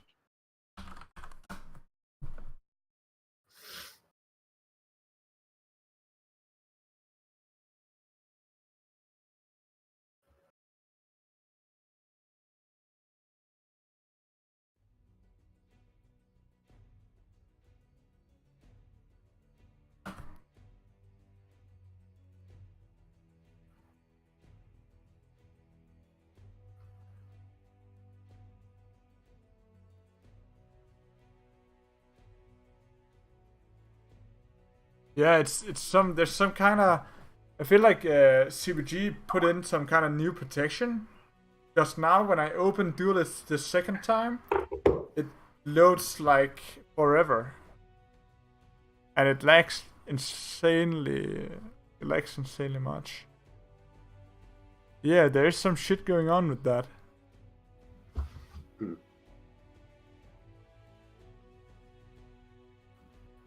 Like what?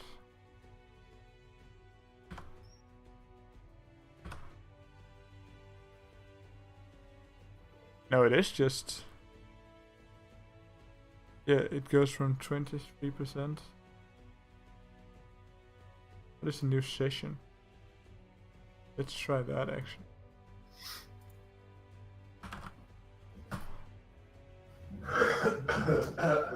What happens then? I'll make another tea meanwhile we fix this. Sure.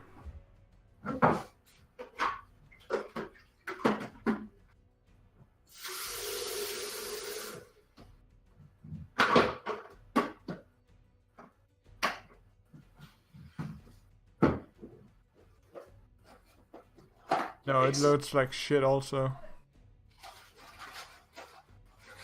Oh! Baronian! You're a bit slow about that. Oh, fuck me. The Baronian doesn't actually have a real game. Fuck this shit. Go. Window. Okay, do this. Then I have to download the decks again. On messages decks instead. Bit annoying.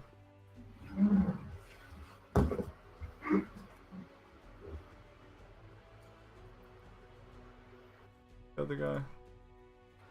Darn.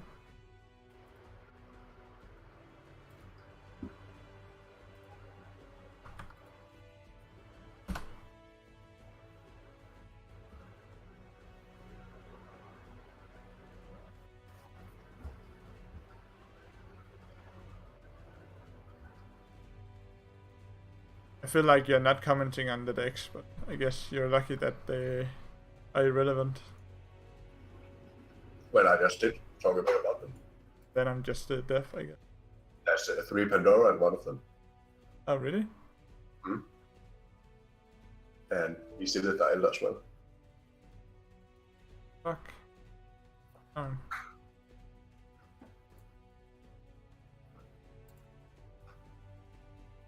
McLaren. And yeah. That's nice.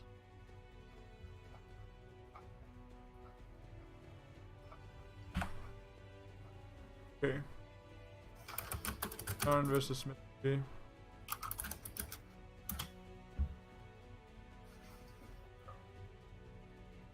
Both of these players have been good citizens, correctly uploaded their decks, and they got 4 decks each of them. Though the order is a bit weird.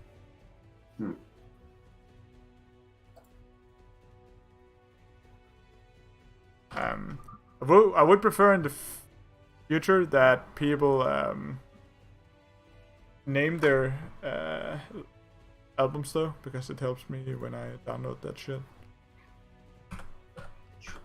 Just do your name.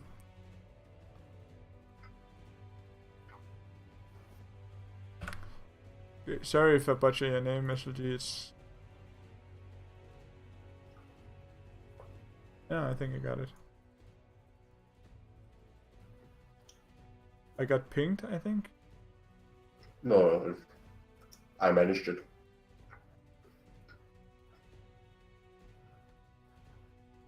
It was Rockin who asked if fair enough. 16 gets prizes, and yeah, they do get 2 orbs. Okay, nice. This is bottom one. Sorry about that. Baronian came in and said, "Don't spec my game," which is actually fine because that means we don't waste time on that, like on a bad game that just ends all of a sudden. This again. Messaging.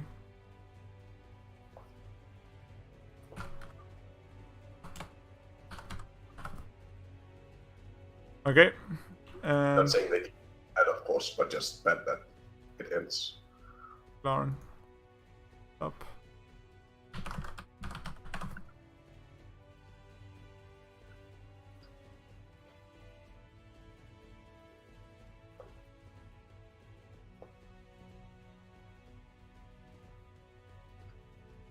Okay. So we got them loaded up. Yeah. Let's look at the decks we have. Yeah, Niclaran had two completely different decks. Wanderer, Reaver, and a spell-based Reaver. And it seems like Messenger is just the same. He has a normal spell-based and a Wanderer version. I would say Niclaran's is very different. It's a complete artifact. Yeah. Oh yeah, the decks are not the same, but they have the same strategy where they have one Wanderer deck, which is just the overall good deck, and then the other deck that is really good against decks without healing and pings, I assume. That's how those works. Which I think that's actually a really strong strategy, and no wonder that they both got so far. And then Niclaran has Siran versus Masilji's Arjun. Niclaran has one Alabaster build and one normal build, and Masilji has a Titan mech build and then like a healing Arjun, which is kind of interesting. That's I guess that's what we saw right before, right? Yeah, it's the same deck. That's nice. Okay. Gonna find Mess here against Niclaran. Play.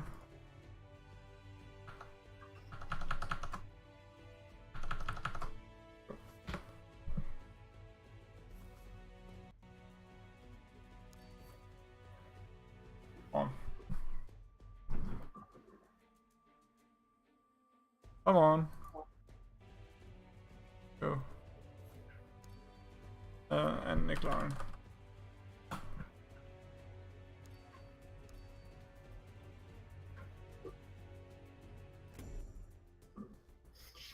Okay, I think it's a bit better, but we'll see in a moment. When the games actually start up.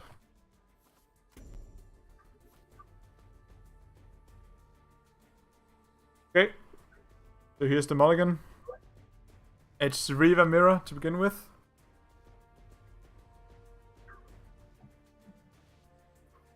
Good old Shanghai Mirror. Yeah, pretty much. Both of them playing the... okay, now we only see... Yeah, we see the same hand. Oh, we see the same hand. Yeah, you're right. Yeah. It's because I have to fix this one. Be this one. Go. So we see Wanderer versus Spellfly. Yeah. And I think... Which one do you think is favored? Depending on the start, because it's a Reaver specifically, so they cannot ramp into Wanderer. I feel like the Spellfly should actually win. Probably. If he can get a good enough aggressive start early. Yeah, I have to... Which one are we watching now? We're watching this side. So I have to mute this side, I think. Okay. So, should you really thinking about it here?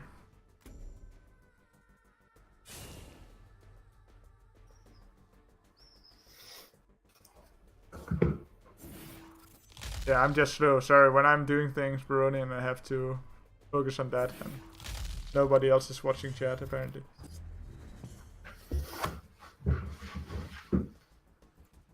It's a bit tricky because I only have one monitor. Oh yeah, I guess. But yeah, now we are on anyway. Yeah. And double celebrant start, a lot of ramp.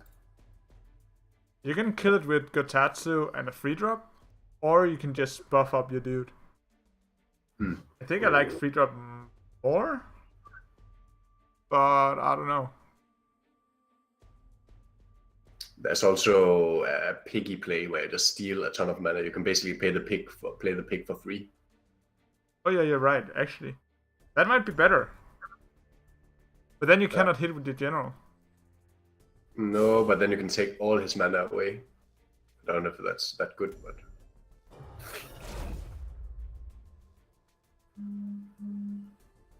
And then put the, yeah, it's definitely better. You can take all the money, yeah. You can still kill the top one with Gotatsu, right? Yeah, and I think you do that as well, to be honest. So pretty strong start for the clan. Yeah, powerful play. Yeah, and even pinging the panda. I don't know if I like that actually. No, I would rather just have hit the one. Yeah, because instead now of dealing damage to all of your own things. Yeah, now he can kill the panda, otherwise he couldn't. Yeah. Going but for it's the tempo play, I guess. He's going for the flashy play.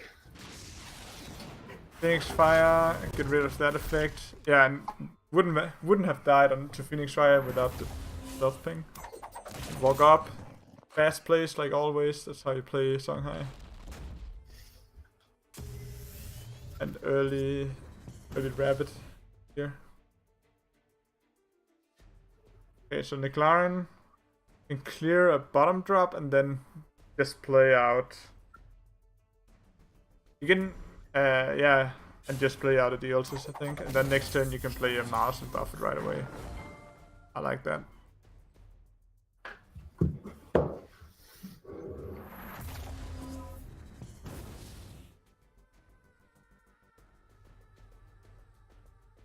Some good pressure from the Wanderer. So Message is going for the setup play now with a 6-3 in his face. Interesting. I guess you're gonna... Going to clear it though. Oh! Wait, I would have cleared the little thingy, right? I guess this way you protect the mouse. Makes sense. Yeah, I like that. Yeah, and you get the big... dangerous minion away from you, but now you Niclaren can make a ranged and activate it right away and shoot face for 5 damage if he wants to. He decides not to, instead going for the ping on the mouse and making his own mouse.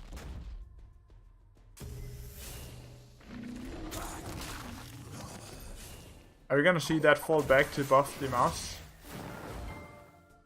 Oh, he didn't play the mouse there, okay. Yeah, but we can move the mouse up to the 0, which he will also do. Oh, right? he played it this turn. Ah.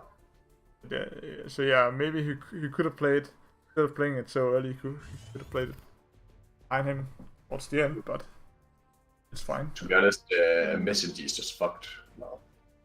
He doesn't have nearly enough damage yet. Yeah, and he has nothing on board. Can only just go face now, I suppose.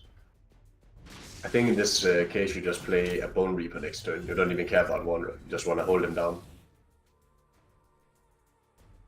Because what does Wanderer do for you? Sure. Yeah, you're right. And you can even... Just pin him. Yeah, you can even activate the Bone Reaper. No, you don't have enough mana for that. I think I agree. You even get a free attack Bone Reaper either way, so you don't need the Wanderer at all. Yeah. Yeah, I don't like it. I really dislike that. But, you know, 8-7 in the face. It's still pretty hard to deal with. But he only wins in one way, and that's if he gets to run away and put face damage into you. How much damage does he actually have now with 8 gates? Not 19. Not 19. He can clear everything, probably. Yeah. Do we Thunderbomb the Shiro first to get extra? No, I don't think you. I think you save Thunderbomb. Yeah, I guess. Do you tank I and just leave yourself at 1? No. Then you just die to an inner focus. But you could consider it. Yeah, I think you have to trade with the Jammer. But that's your draw engine. Yeah, I know. Yeah, he leaves it up. I kind of like this. I think Mr. G is on the right track here, playing balls to the walls. Trying to play for your win condition, not to lose. But gonna get punished a bit here. Yeah, I think that's lethal with more. Yeah, kill it, more inner focus the thing, and GG. I think Mr. G did the right play even though he died here. He needed that double draw for sure.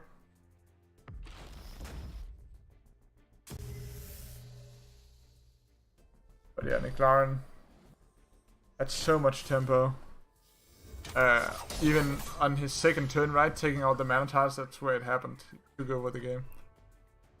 Yep.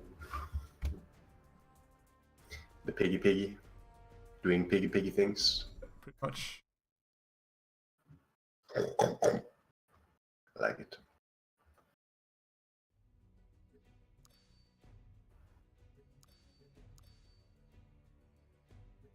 So, 1-0 for McLaren going into the second game.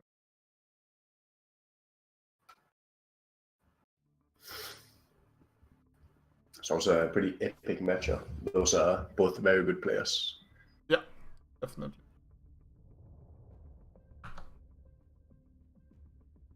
Okay, next game is already ready.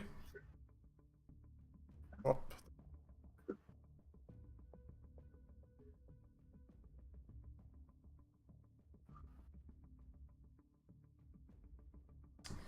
So, McLaren on Bio and Mr. G keeping with his original deck.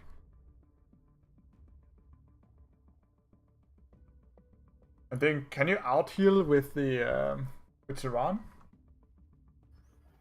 That's a good question. Oh, they were really quick, both of them.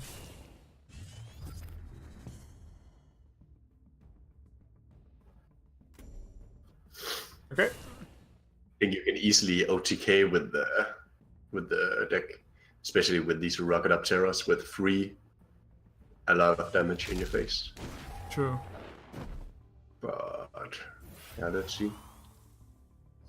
Strong opener against a no minion opener. You can go for Thunderbomb in the middle and hit the 2-3 to clear, but I guess you can kinda. Yeah, now I think you definitely do it. wait, how does Misilgi have a full hand? That's actually a really good question. Like, what is going on? He just swapped a Rocket Up Terror and then he had fun. I don't know, but yeah, what did he do? There's no Songhai card that just draws you an extra card for free. Oh wait, yeah, sure. He's on 3 mana now. Yeah, it makes sense. Yeah, because he didn't do anything turn 1. Yeah, of course it makes sense. Otherwise he couldn't play Thunderbomb either. Nope. True. We are just professional bronze players. Pretty much.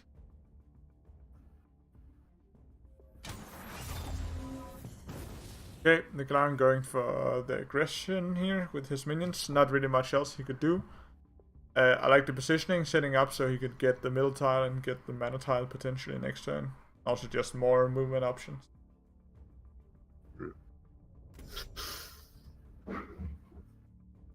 Golden Vitriol can be quite good because it can kind of force some burst. Yeah. That you don't want to give so early in the game. So this turn is just Phoenix Fire the 3/4, Lightning, hit the 1/3 and make a dude. Like, I'm not too familiar with this deck, what the playstyle is. If you just hold on to everything. I think you want to save your burst as much as possible. I'm not even sure you care about the 1/3, for example. No, but the 3/4 is gonna deal so much damage. I can't even remember what it's called.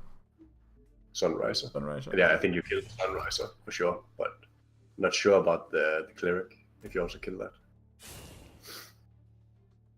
he ups to kill nothing. Yeah. And just make some. I guess you can also do that. Sunriser can only hit face here, so. Yeah, let's see how brutal the Vitriol can be. Because that's what it comes down to, right? Yeah, but there's no damage on McLaren right now, which is the problem, right? Like, McLaren's hand is looking pretty bad. Oh, wait! Now that's Yeah, you can deal a bunch of damage now. how many healing procs? You can get 3 healing procs. 2, I think? No, we can get 3. Right? Or maybe only 2. Yeah, you can heal that, and then you might as well move. Wait, what? So he's not gonna burn himself, I guess. Yeah, you can. You Just need being 1 the mana in top? order to. I don't know exactly what he's up to now. No, yeah, walking away from that healing tile. It makes sense that he has to go in, but with his hand, his plays are just kind of weird. Yeah. Cannot equip Ritual now because it's too close, so maybe you just Sunbeam in the middle. Or, no, in the top, of course. Get rid of a shooter. You need in the top. Did you just go? Okay, he just went full base and then. Yeah, I actually think I liked it more in the top, because then you got a healing proc in the top, and then if you hit with the 1-3, you could heal that with your BBS, and you would get another healing proc. So the damage is almost the same. Like, it's 1 damage difference, but you get rid of the mouse. Yeah. And the mouse can be a problem.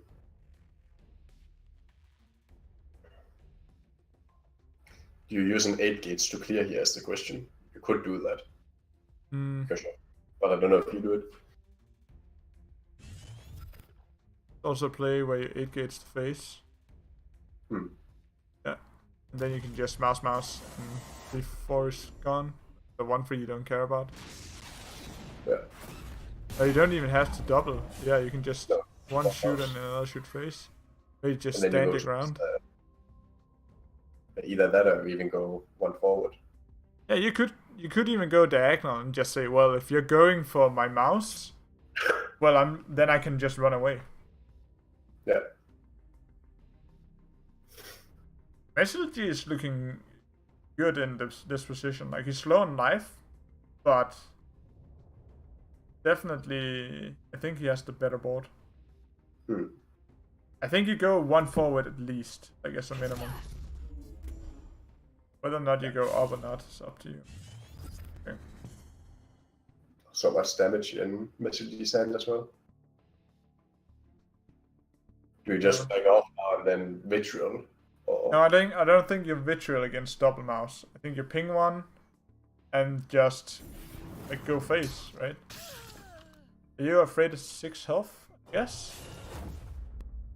That's the thing. I'm not quite sure how much damage. I haven't played against the Spellhigh too much. Well, right now he only has 7 damage. 10 damage actually.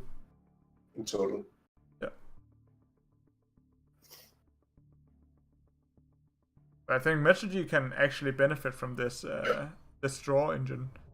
You move 2 forward and protect his ass with his own draw engine and just draw a shit ton. Yeah, just start throwing things into McLaren.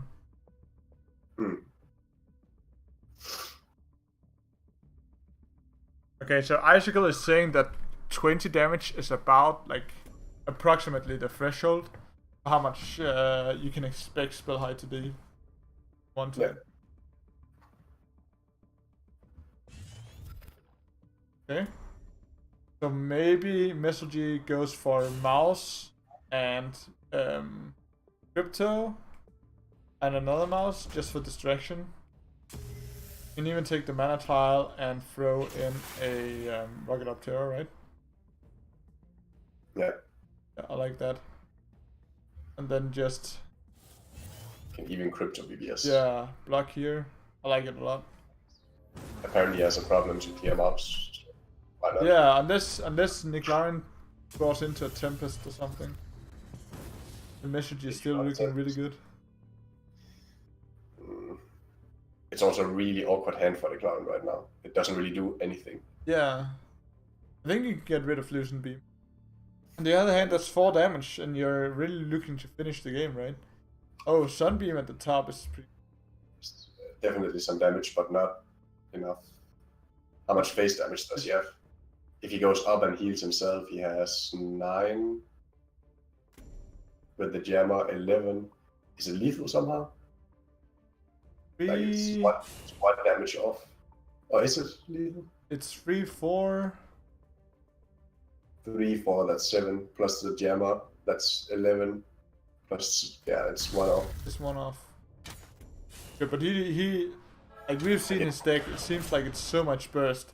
Wouldn't surprise me if there is a like a Tempest or another ping dude or like the flame dude we saw before. So the Claren's just saying, well, I'm at 23, I can put you down. But on the other hand, there is Rocket Up Terror is 2 damage and 3 mice. So that's 5 damage, that's 18. So if Icicle's theory is correct, then you can die to Messalgy here. Depends. I mean, he's dead if Messalgy doesn't kill him. He doesn't have healing on his end. Wait. The clown didn't have mana to ping? Yeah, but he chose to heal the jammer instead. Okay. I think that's a bit risky. No, I think it's completely fine because you can always swap them. But being at 3 versus 2 means that Messalgy could go in and hit without dying. So if he was close to actually dying the Claren here, like if that 2 damage was enough for Messalgy, that would have been game change. Yeah, there's nothing here. But no, a flame blood and it's GG. Yeah, Icicle is saying that Messalgy might have missed lethal here. He had 5 damage on the board. No, 7 with his general. So if somebody screenshot that, if you're watching a VOD into the future on YouTube or some shit, there's 7 on the board, and then count his hand and see whether or not there's 16 more in hand. But yeah, this is 2-0 for Nick Narn. Good job. I think there was enough damage, but not enough mana for it, to be honest. Because you had to play a Rocket Up Terror, and that's 3 mana. So that's not really good.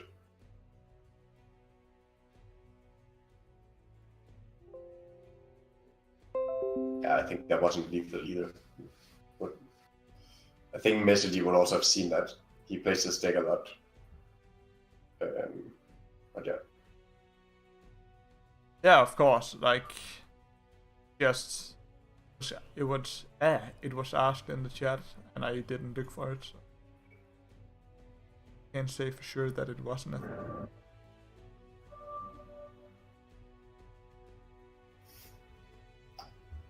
Thanks for participating in Twitch drops for Duelist. I just got a kiss emote from Sephiron from that. Thank you. Nice.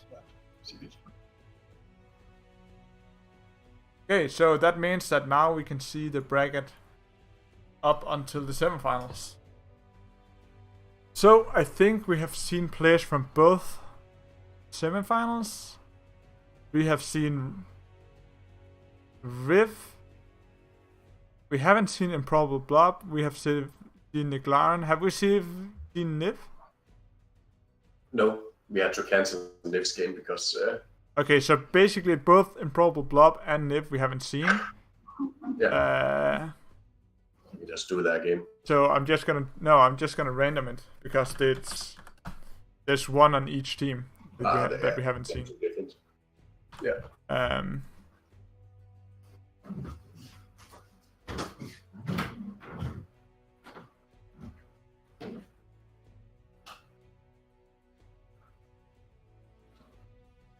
Okay, so it's Niglaren versus Nivination that we're gonna see.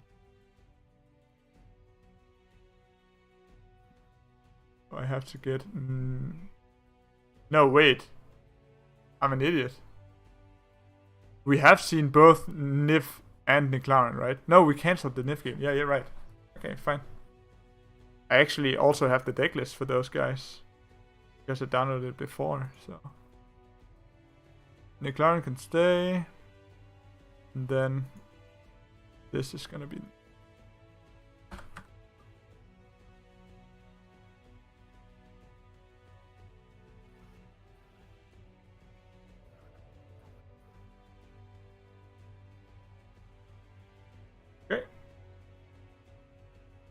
So Henny, you disappeared or?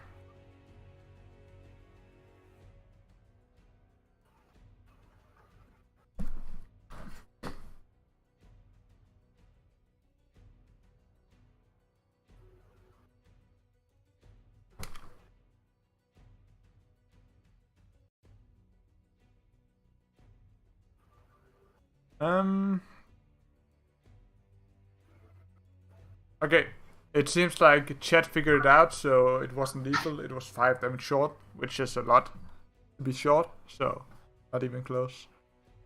So it's Niclaran versus Niv. We already saw Niclaran's decks in action. He played the aggressive version of Tyran before. Just gonna show in a moment. And he played the Wanderer version of Reaver before. We only saw each of those once in action, so we didn't get to see any of his duplicate decks. But yeah, here we can see how aggressive it actually is. It's a lot of phase damage, Sunstrike, there was Tempest and Lucent Beam. And then he also has an Alabaster build. I'm not quite sure what the difference is in matchups, like which matchups he's going for with the Alabaster build that he isn't going for with the other build. Maybe it's more against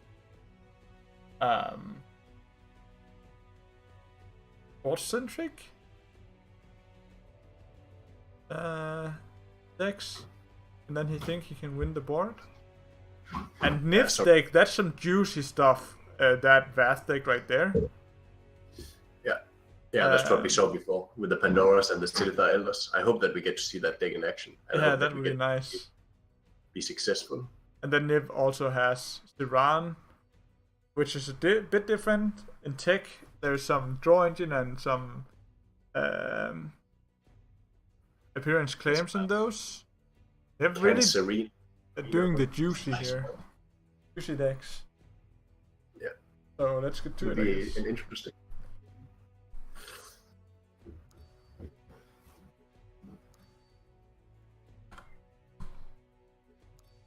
If let me get the one.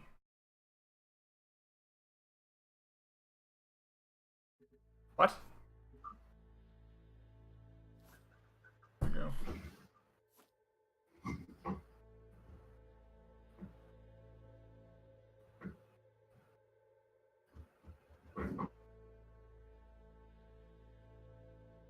So this is a money match. If you get into top 2, you get money from our very own Henricator. Yeah.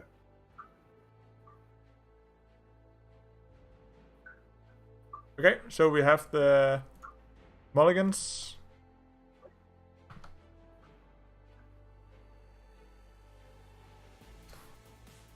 So Nivination has Thumping Wave and Mandrake on the board, like in hand. That's very interesting. Some fun builds right there.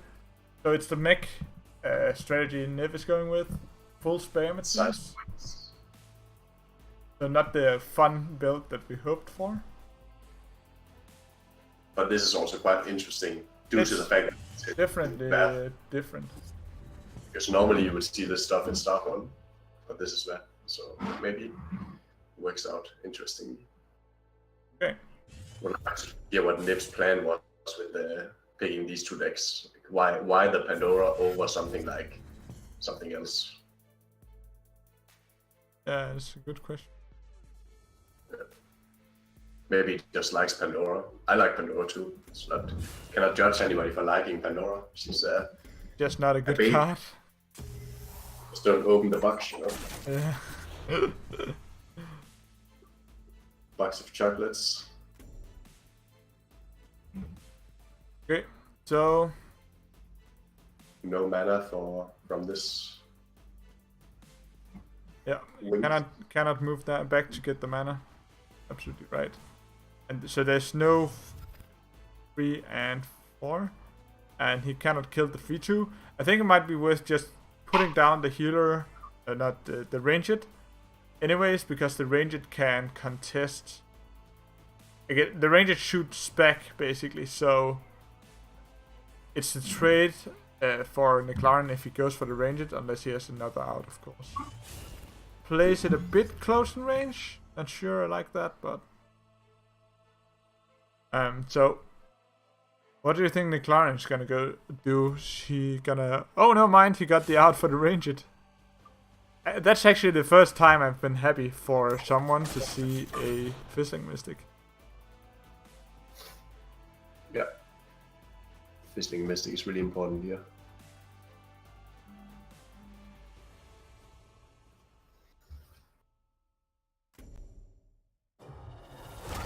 Yeah. Taking the... I'm not sure I like him taking the mana tile. I guess then at max Niv can only get one. And maybe he knows that this is a super aggressive deck. I feel like Niv is already kind of fucked because of that ranged dude. Just going for the tempo play. Also, this Mandrake just bucked. Shouldn't it be way cheaper than 12? Yeah, it should. There's been played It's 5 not counting minions. down. Maybe it's just visual. I sure hope so. Otherwise, we have some Mandrake problems. Mandrake is such an awesome card. I was super happy when they canceled the rotations only because of Mandrake returning. Yeah, I haven't even played with it though. No, me neither yet, but I will. I know that. It's more for longer games, I feel. Yeah, it's a fractal combination. Yeah, but you need it to be close to 0 on turn 6 or something. But yeah, it could be fun to play with 3 fractals actually and try to play with that also. Okay, Yeah, so... just Mandrake and Oak together actually could be fun. Yeah. Like, so fractals all live. Yeah, you're right. Mm. Okay, so Niv still dealing with that ranged dude in the corner. He can get rid of this provoke, but he can't quite get to it yet. Do we at this point just say fuck that keeper holder and just thumbing wave it? No. Yeah, he could, but that's 4 mana, it's so slow. Yeah. And you don't even really kill it. It's still a rapid after. Oh, and getting that +1/+1 on the mouse, so he can actually clear the egg here. So he can keep going face with that 4 damage. What do you... Like, this game is just GG. Yeah. It's hard to come back from. Yeah.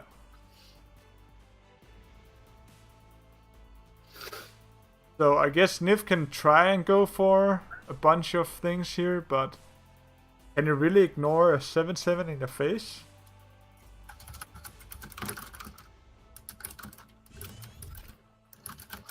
Okay, there's a Mandrake, so he can actually not play the Mandrake. Yeah, he's gonna let the Spelljammer take the hit. Decides to go for a blocking minion. Fine. And makes the Spelljammer die so that... Oh shit. Yeah. the key... Or the... What is that called? Isn't it called Kin? Kin or something? Yeah. Kin is a 4/4. Yeah. That's so bullshit. Wait, Cinder didn't get nerfed at all. It still have 4 attack? The fuck? Kappa. Wait, what is going on with this overlay? Oh man, that was one quick game. And they was playing the aggro deck even, but he got overrun by just a single key beholder. Yeah. That shows kind of how strong range it is, right? If you don't have an answer, it can escalate. Yeah, definitely. Pretty quickly.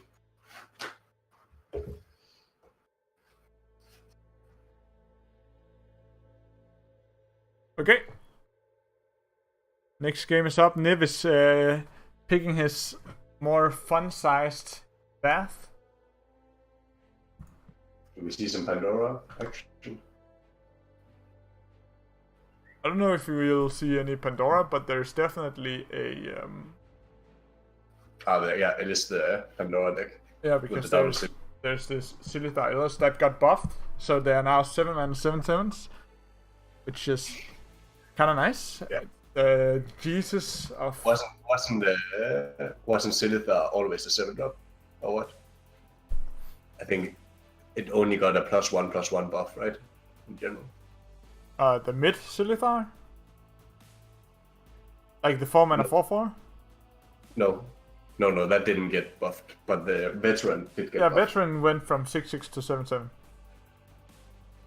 Yeah, no, sorry. Veteran, not veteran. Elder, obviously. Veteran didn't get touched. No, Elder went from 6/6 to 7/7. Yeah. And that's actually relevant, I think. Means a Wanderer cannot kill it for free. Okay, they're both pretty fast at replacing, so I don't have to fix it. Oh, there we go, Pandora with the lightning fast hand swinging here. But the skin even, that's such a cool skin. You see it? I think that's why he plays it. Wouldn't you say so? But I'm not even sure I like the skin more than the basic one. The basic one is pretty cool too. Yeah, the problem is that all the boxes are grey with the skin. It's like it is? Don't have the color rainbow. Yeah. Yeah, you're right. I wonder if all the wolves are grey as well, and you have to hover them to see what they are. I don't think so. It's too much effort. Too much effort. But maybe the wolves are different colors, though. Could be. Could be. I doubt it, though. Yeah, me too. Do you think you flash an Elder here then in the corner? You could. Yeah, I think flashing Elder is correct. I think you flash Elder first, and then you I don't like. But the problem, actually, I'm not sure because this is 50-50 whether or not the egg just dies instantly, right? Let's see if never lucky Niv. Baby rage. But yeah, I like the Elder over the Pandora because Elder has more security with the rebirth on itself too. I think what I would have done here, because he has the BBS up, right? So I would have actually flashed the... but you couldn't. No, I think I would I would walk onto the top mana, then I would flash the Elder in the bottom, and then I would... How do you walk onto the top mana? Was he in front of the egg? Yes, exactly. Okay. Yeah, so then you could have flashed it in the defensively. First, I would walk my Bath onto the top mana side, because the Silithar was in the bottom. Yeah. Then I would flash the Elder in the bottom of the map and move my Silithar in front, then use BBS and kill the into Plasma Storm. That makes sense. The problem, of course, being that then you walk into all the minions. Maybe you don't want to do that. Yeah, but I like that because it's way safer for Elder. You have full HP. If Elder gets live this early in the game, you just win. Like, you can just, after that, run away the entire game. And just Elder block it. Yeah. So, definitely right about that. I think he might go for it now. Just, no, he can't BBS. But he cannot BBS plus. And it's really shitty that he didn't get that BBS in. Yeah, you're absolutely right. Your play is way better. Yeah. You can't even do this. I mean, thumping BBS is also okay. I guess, yeah, true. And then he goes for, let's spawn X in the corner. What are you gonna do about it? But this time around, McLaren has so many outs. He's keeping all the outs. Yeah, the Lightbender basically is really bad. Actually, a Pandora in this situation would have been better because you would have had free freeze instead right away, and the free would trade with even if you got some range in once, you could just really wreck him. Yeah, I think you should actually. You should probably have flashed Pandora, to be honest. I mean, what would the difference be? Yeah, they die to the same things, except you have to have a little ping for the egg at the end, but the minion you got out has way more impact right away, but it's like Divination can't know that McLaren is sitting on literally 5 cards and all enters eggs. That's true. I guess Paragon doesn't actually answer eggs, but like the rest of them. But he actually survived. Let's the Silithar Elder survive though. That's also interesting, right? Strong plasma. Go face. And now McLaren can actually kill the Elder. But he cannot... No, he cannot kill the Elder and both X. He can. Yeah, with his 0 positioning. Do you like this positioning from Niv? Maybe Niv should only have moved 1 forward. Right?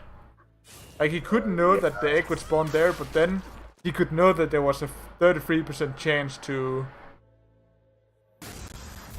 block it.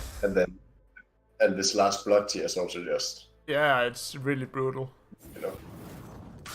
But Niv is, Niv is healthy. Niv has a Pandora. Now it's just Pandora time. He has to play the Pandora now. Yeah.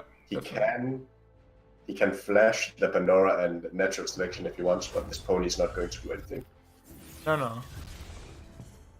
What is the purple one? Provoke is the purple one. It's the worst one. I think the green one is red. Yeah. And there's the celerity one too. Yeah, I think that's the red one, and the yellow one is frenzy. Fender here. And the blue.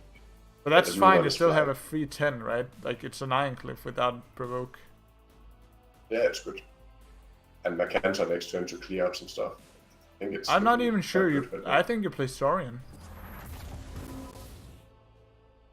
You just start slamming, right? You can trade your free 10. Trade your free 10. But this Mercantor is really juicy though. It is. Kinda is. Especially because now the Alabaster... No, the Alabaster will not come down. Because you... Or will it? Don't put it in range, dude. I think that was a mistake. The wood should just have been 1 down. Oh, he can move. Yeah, never mind. That's fine. I think now you just go and Alabaster and then you wreck him. Oh yeah, but... Oh shit. Yeah, that's not really so smart. I think that was a bit too quick from him. Yeah, you might have been right. But do you think Niv... He only has 2. Do you think Niv predicted the Alabaster here? Like, it's not obvious. He didn't play a single spell, but it's still... It's Siran, right? Siran Alabaster doesn't make much sense. No, but Mercantoring that just makes a lot of sense. Like, removing all the threats that she has. What can a Siran do with a Tombstone? Like, seriously. What can she do with it? Nothing. You don't face plant yourself here, right? You do Canter. Can you remove somehow the artifacts? Not really. Nope. The only thing you can do is Mercantor and then use your free 7 to hit the 7-3. Yeah. I guess you have to. Clear it out. And you can also go up. No. Oh, yeah, no, it's pretty much GG. Yeah. Oh man, 1 Alabaster Titan, it went from I'm sitting pretty to this get fucked, mate. Yeah. But also because he had the 2 minions already. Yeah. With Alabaster. He would have had only 1 Tombstone that he could just natural otherwise. Yeah. I think there were some few misplays, but I love the deck though, overall. Like, it's really nice. Just all in flash, accelerating minion. Okay. So, that was a quick semi-final. And that means that we're moving on to the final between Lauren and Improbable Blob. Improbable Blobbers. I'll let you see the decks while I think. So McLaren, that's 2 times 0. Oh, right?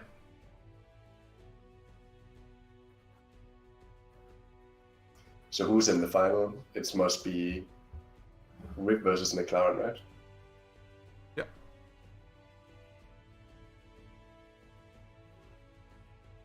No. The finals is McLaren. versus Blob, obviously. Yeah. Okay, so this week, here you see the results of no everything winning. except for the finals. Yeah.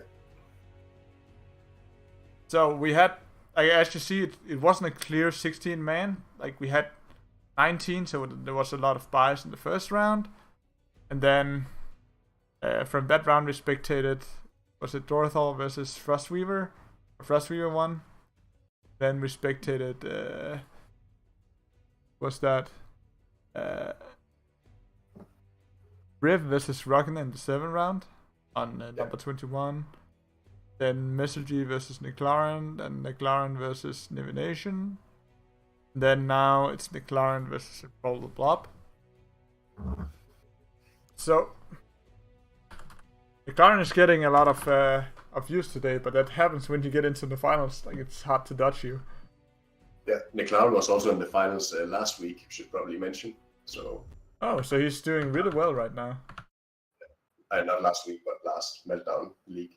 Yeah. And Riv was the winner of the last one. So we see very consistently that players are getting up there. Yeah, I feel like McLaren also used his 4 deck slots very well so far. Like sometimes he used the burst Siran, like the heal burst Siran versus Nivination. No, versus Messergy. And then against Nivination he used the Titan build. So, and it worked for him. So he must have some idea of what is good in the different situations, right? Yeah. Well, it makes sense since he tops so many turns. Yeah. So even though you can compete with just one deck. Oh shit! I forgot to.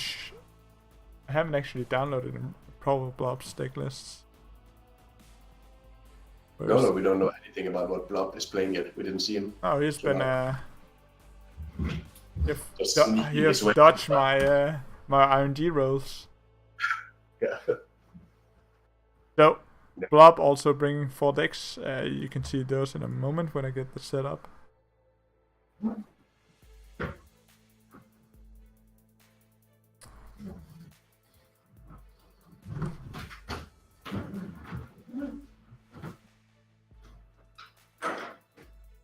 And I feel like I got rid of some of the lag.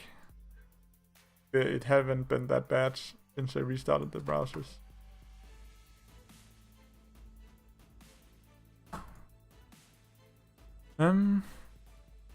Seven zip here.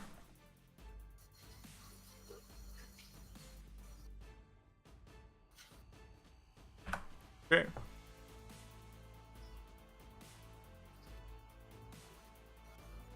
Deck discussion. So McLaren is the same, but this is improbable. Able?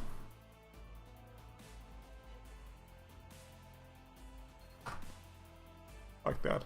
This. And the decks aren't quite there yet.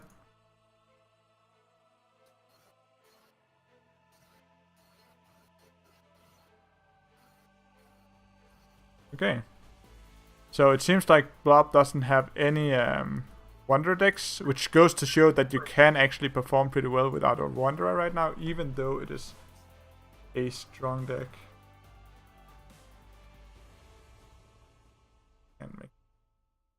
Okay. So Henry, you here? So Blob has an even more crazy like Spell Reaver build that only had one single minion, and it's the movement minion. Besides that, he plays a Xerix deck without Fault and a Xerix deck with Fault. So I guess he's going with Cannon Car against minion heavy decks so he can clear it out with the combo with Cannon Car, I assume. And then he uses his other deck against other things. it's always interesting because you don't quite know what kind of matchups they're looking for.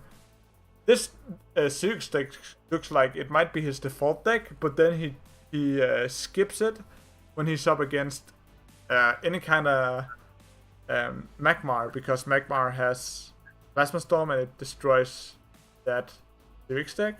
So maybe that's his logic, that he has an anti-Magmar list, but then he has his anti-everything else Sirius deck.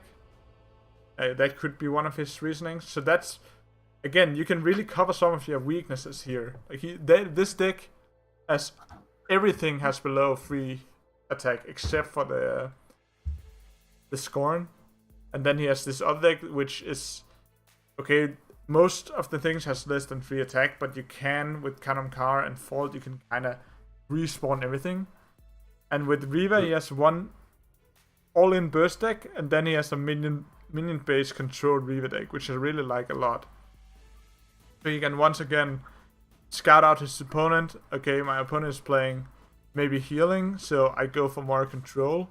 Or my opponent is playing aggro, so maybe I can out-control that, or I can outburst it depending on which kind of build he's up against. So some interesting picks here, definitely. So let's get into the games. Wait, it's the same twice?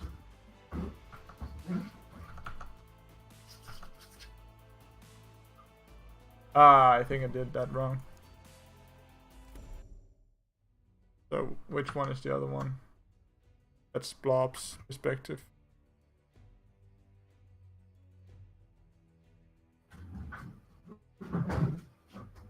Blob's perspective, and then Neve Brown's perspective.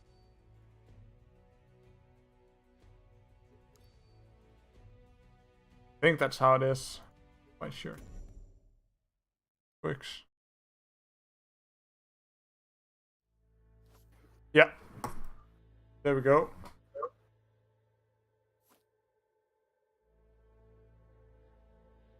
Get that synced up. So, Neclaran has spell-based Tyran. Pretty typical Tyran, it seems. And Blob went for his Gate Guardian full spam Dervish deck to really buff that Guardian up. So, really interesting. And I think we're all synced up. Yeah.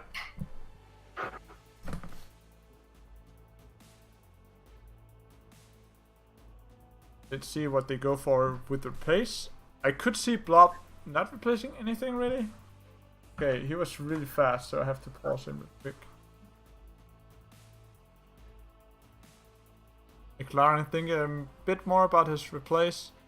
I kind of like getting rid of the draw in the late game artifact here. It's setup artifact. Okay. So, let's get this game on the run. First game of the final match. Yeah, it's SimCity.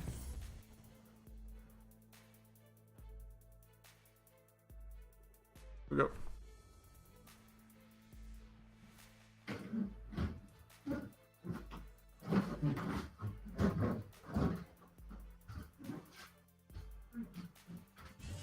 Okay, so replacing the artifact right away. Probably trying to go for just get something on the board here. And hopefully get Loosen Beam up or something to get rid of this minion. I think if Blob just develops a Portal Guardian here, semi-defensively, he can do a lot of damage. You can even play it on the mana tile and just full aggro. Wait.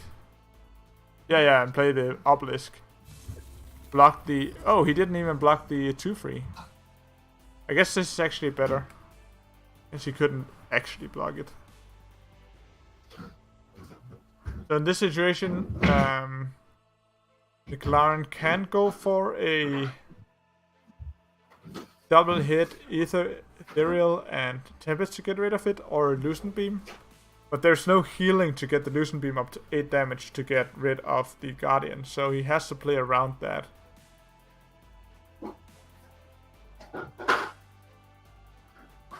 So McLaren really in a shitty position here. He can't really get rid of the 2/6 there. Without playing into the Guardians. Good. And you know that Guardian is gonna have at least 2 attacks next turn. Maybe you just... Okay, he's playing... Yeah, okay. So by leaving up that building... Yeah, I'm not sure if the buff on Portal Guardian was a bit too much, maybe. But I actually really like the positioning here from McLaren. Heads up positioning, leaving up the building that cannot be moved, and then making a square. So he can only really hit one target here.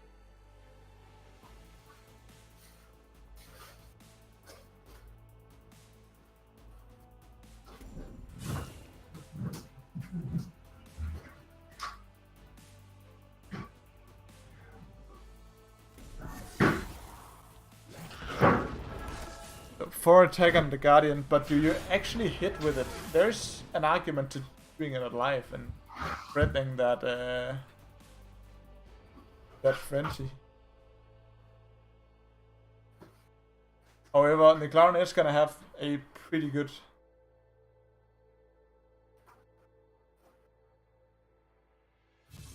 Okay, so Obelisk and Einstrad also.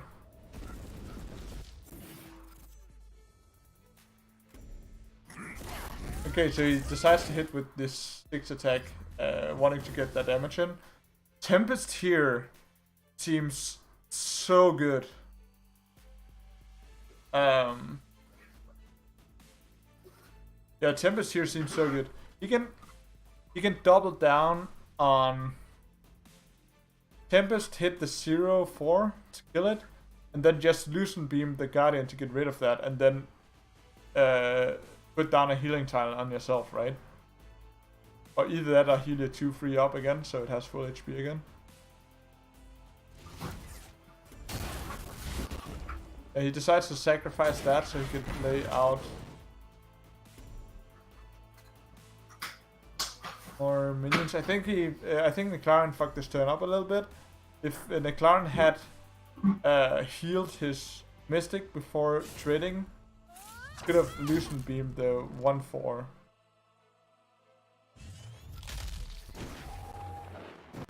But that of course bends his BBS, but I think using BBS to Loosen Beam 0/4 might have been worth it. Luckily for McLaren, he got the worst improbable blob, got the worst possible spawn, can only really hit the 1/3 here. And not necessarily the worst possible.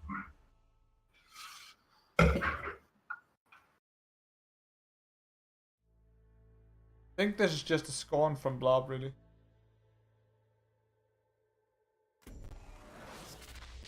I guess clearing out the minions also makes sense. But it feels a little bit wasteful that he fell just a 1/4. Like, who gives a shit? So, was so far out even. Sorry for AFK. I had to pack for tomorrow.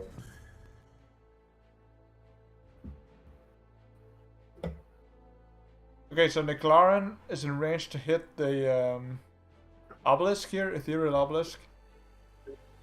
And he heals during the end turn. Problem. You don't want to for the dude. So maybe he can clear both of the obelisks here. And I think he should do that with Loosen Beam and Oath. He decides not to go with Oath, which I really disagree with. Like this, what even is the point of this? He's going aggro and leaving up the obelisk. I don't like that at all. McLaren had the option of hitting the dying obelisk and then using Oath and Loosen Beam to get rid of the other obelisk, but decides not to.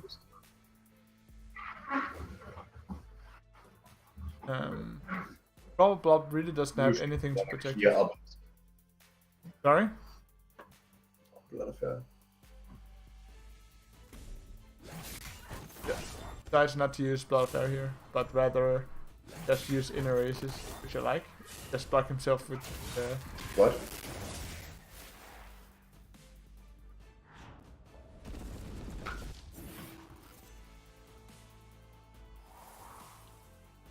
Yeah, but if McLaren is assuming that he can outvalue, why not go for the value game plan? Like, destroy the minions. Like, you cannot go face and then say, I'm going for the outvalue game plan. That doesn't make sense. So now, McLaren actually have to just spend his turn on Oath. And instead of having a full hand and cleared board, he has nothing. And has to spend his turn on healing. Oh. Really dislike that play last turn. Henry, is still here? I'm not getting any sound from you at all.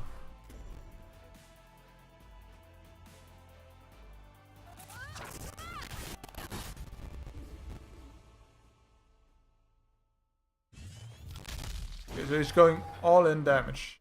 Darn. So he's going for the win condition with Loosen Beam and...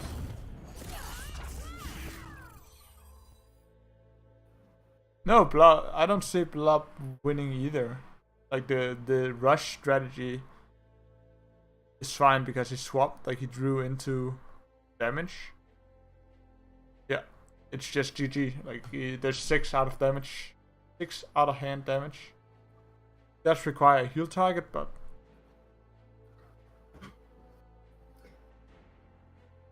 Yeah, but can you get that healing in though? yeah, I'm not I sure. guess. It needs a minion. He hits the 1-3, but you cannot kill the free one. That's a problem. Right? You have to actually use the Blood of Air here. Yeah, you can always just heal an obelisk and then loosen beam tempest. Oh yeah, you're right. You can just heal whatever. I cannot even hear you. Can't hear me? You're gone. What? What? Really?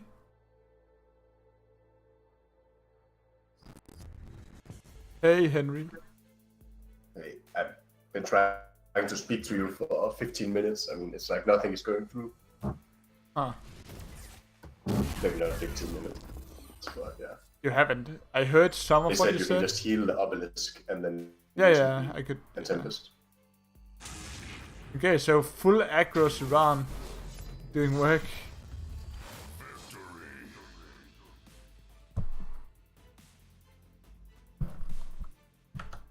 Okay, I think I just have to. I don't know.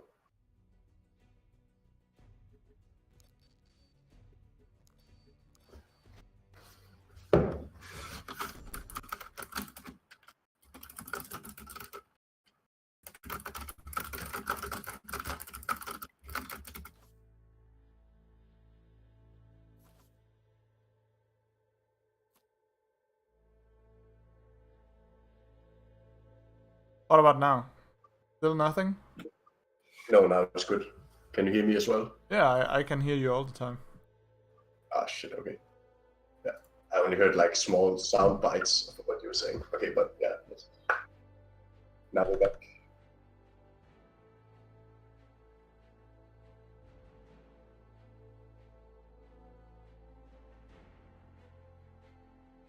Okay. The next game is not the game.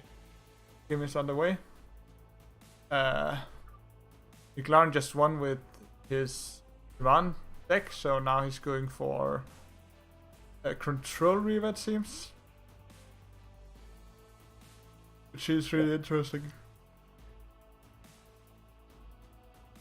And who is replacing fastest? Bob. Pause him a little bit.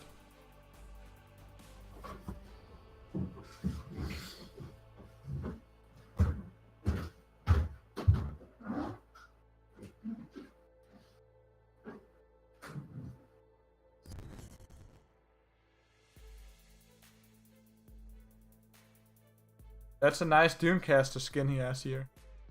The shine. Shiny Doomcaster. Icicle, to ask, to answer you, I think Fascist is still good in Sarge, but I'm not quite sure it's stable in Zerix anymore. Yeah, I'm slowly getting the lag back. I don't know exactly why. We had been freed from that for quite a while. Okay. So, Blob just setting up his Guardian. Lion doesn't really seem to have an out for it. But he can go for a early Kron, so I kind of like actually just staying where you are, or either that or moving one up, and then playing a super defensive Kron. Like, try to build up value with Kron.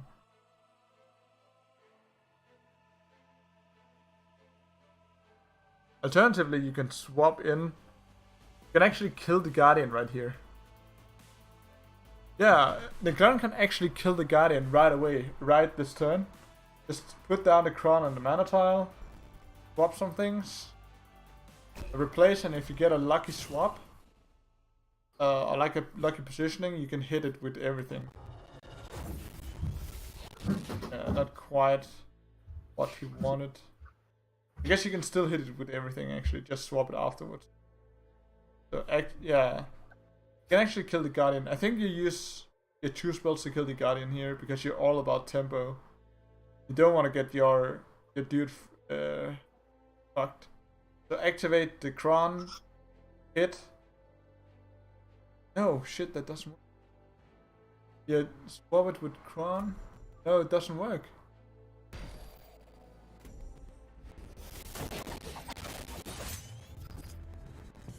Huh. Yeah, it doesn't work at all. I guess he had the same thought as I had, but just actually in reality, you can't do it. You can't hit with everything.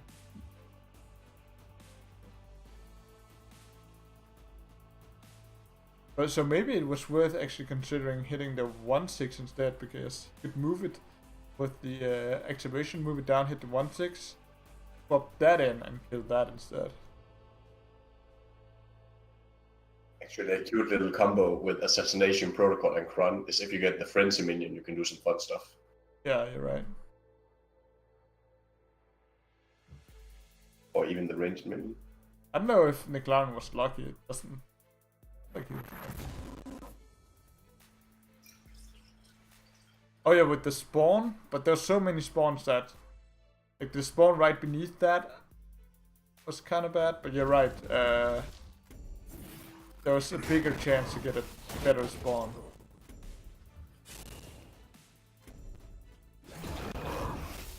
But Bob got a pretty clean kill here.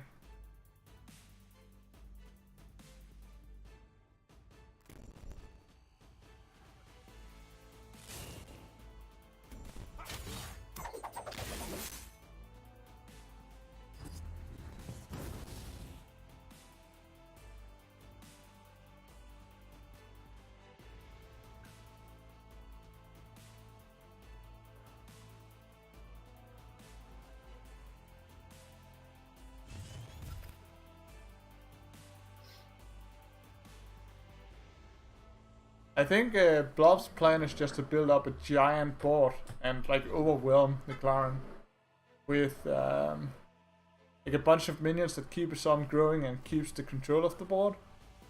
You can do that. The opponent might have a Wanderer, but if you get 2 free doges every turn, that kind of evens out, right? Yeah, true. A bit annoying. I'm getting spoilers on my other screen. Probably so bad perspective. Wild Tower here. Yeah, realistically. Okay. These Portal Guardians are always awfully far away. Yeah, that's the biggest problem, right? Like, they might be big, but you have to kind of play them defensively. Because they started to. Unless you have a fault, though, they can just play one and it's instantly 8-5. I think that's how it works. Right? So I assume it's gonna get rid of this dude. Walk down, hit it, maybe transform the tar, kill the little mouse boy. Mouse girl. Mouse girl. Yeah, sorry. Definitely. Don't assume the gender, though. The mouse. Yeah, true. All mice are female. Is that what you're saying? Don't assume animal.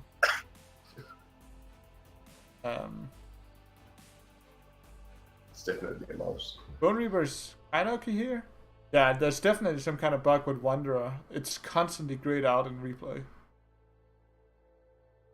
Like in every single game, Wanderer has been grayed out in the. Yeah, I think it's a visual bug in all the replays. Yeah, I think it's has something to do with the new detection they made for it, and somehow they didn't fix it correctly. Yes. So, I think Niclaren can just play Wanderer defensively and fall back. Honestly, just play it out of range from the Guardian, move one back away from the Guardian, and shoot the fucker. Okay, so stays in range. He goes for the tar. I don't like that at all. I really, really, really don't like what Niclaren is doing. Is this Wanderer not active? Yeah, it is. Definitely should have played Wanderer with the Taurus, move one back, and just wait for the Guardian to get so big that you can just Sunset Paragon it. Right? And then you have the Wanderer that you know that Blob has to deal with, and a 2-2. Now you're just giving it value. Maybe he's afraid of Blood Affair, but that wouldn't make it. Yeah, but Blood Affair is always played, right? Like the cloud also says oops now. Yeah, I don't know if just. Well, at least there's a Paragon here, right? Somewhere. But would be nice to. There's a pretty good Paragon here. Yeah. Especially if that BBS hits a good spot. Oh, he misclicked the tar instead of the Wanderer. Fair enough. Yeah, because he was even floating mana that turn. Yeah, it makes sense. Well, it's okay, so you kill the 3/3 and just Paragon right there in the center, right? Do you? Then you get hit by a 4/4 Dervish. Sure, but thinking that's also just Paragoning just the Fancius and the Guardian, and then moving the mouse and kill one, and then move two up and hit. Yeah, sure. Yeah. Something like that. Yeah, that works too. But maybe there's also a Bone Reaper play somewhere. I don't really see it, but I'm considering. I guess you can hit that also and just stay in range, but you kill more things. Get more value from the Paragon. The issue that you die from the 4/4. You don't die from it. You take the damage like a man.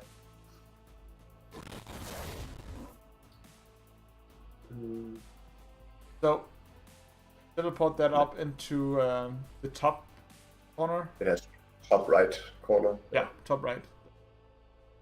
And start shooting things. Yeah, you can just shoot that. Do you even maybe go Tatsu here to cycle, or do you just want to develop a one? I think Gutatsu does nothing. I think if you can do something, there's no reason to cycle. Death Strike is on the road, and you know what happens if you Death Strike a Bone Reaper? Yeah. Oh, it's everything, every time. Exactly. Really strong combo. And the same happens for Heartseekers, basically. Yeah. They can get out of hand. Boy, that's getting out of hand fast. Oh. Probably Wander or Death Strike Seal is a good turn now. I'm liking Bone Reaper with Death Strike Seal. Like you can kill 3 minions. I completely agree, because of the enough Oasis there. Yeah. Let's see if Niclaren knows about this secret interaction. I hope he does. Place it. Interaction. Yeah, he can, yeah, definitely. Play it in the center there. Just distract shield it. Yeah. Nice. And then I guess you can actually clear the little thing out. You do that with your face. You know that there will be a blood affair, but you can only play around that. Like how the Bone Reaper is just flashing the animations 3 times. You die, you die, you die. Mm-hmm. Bone Reaper is one of my favorite cards as well. Yeah. So good, but so vanilla. So gets blood affair instantly. Kills the blood top mouse, kill the bottom mouse, and now he's in control again. Like the free sand tile thing every turn. Sorry? I just said fun. Yeah. Yes, that's for you. Remove. Remove, transform, delete. Delete. Make a puddle. Make a puddle, delete it. But okay, this game would be a bit different if Wanderer dropped instead of a Wild Card that turn, gotta say. Just a little bit different. A little bit different, yeah. No. Why? That's fair enough. Couldn't you... You could have got some kind of buff in, but you probably didn't. But could you have blocked all the spawns? That's what I'm thinking. Probably not, right? And yes, we tested this. If you bounce the Wanderer and play it again, you do not get +2/+2. No. It does not reactivate, sadly. It would have been a nice counter to this fucking card, though. Yeah. But no. But I guess McCloud is basically finished now. Pretty much. Is he actually dead? Or... I think he's one off.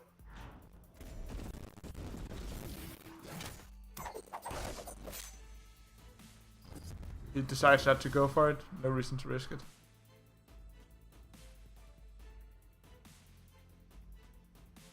I think McLaren should just play Wanderer for science here.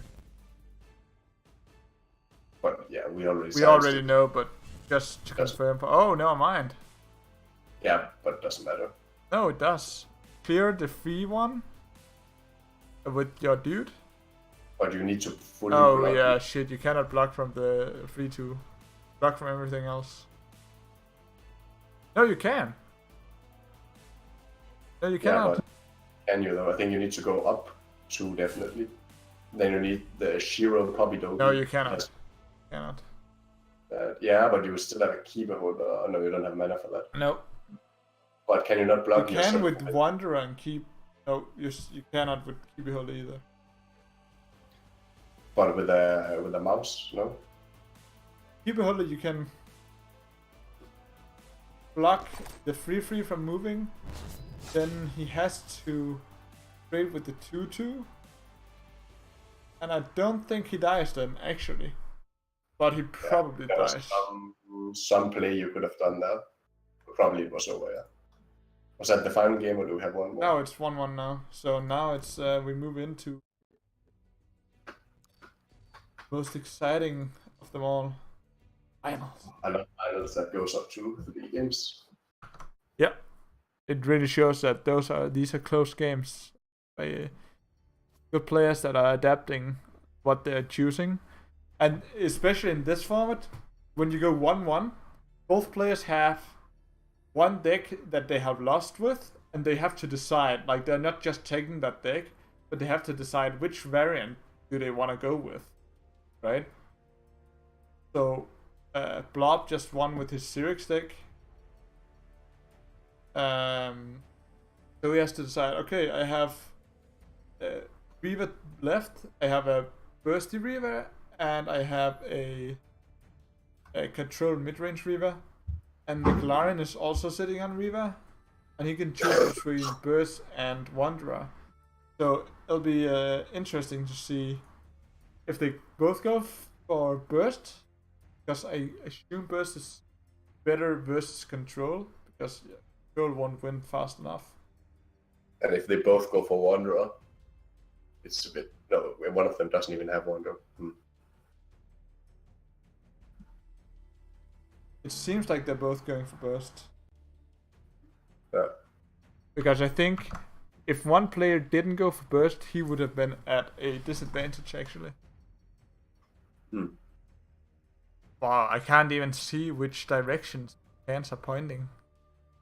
There's one minion here, so I can actually see. Probably like this. So Niclaran seems to have a little bit of board control in hand, while Blob just have... I guess he has a little bit of board control also, but he has more draw and more damage. Yeah, but all these Ghost Lightnings will be completely dead. I mean, none of them plays minions. It's just about swapping away those Ghost Lightnings straight away. Yeah. They can kill the hard seekers. That's it. Wait, what? Oh shit. Pause that shit. Didn't replace at all. What a madman. Here we go. Oh please. So they're gonna have Cyclone Mask just hitting each other. Cyclone Mask, so I guess cancel each other's out. Oh, I guess Blob is actually going more for a... Yes, both Cyclone Mask and Flicker. I guess you can use Flicker as movement, but also you can use it with Backstab to get some extra damage in. Oh, never mind, it's Niclaran that has. Okay. Wait, what? The Blob has Backstab, but he doesn't have Flicker. In hand at least. And Niclaran has Ranged. But he has Flicker, so he's using Flicker, I guess, as movement. And Blob wanna just get in there. What an interesting match. Fucking stupid.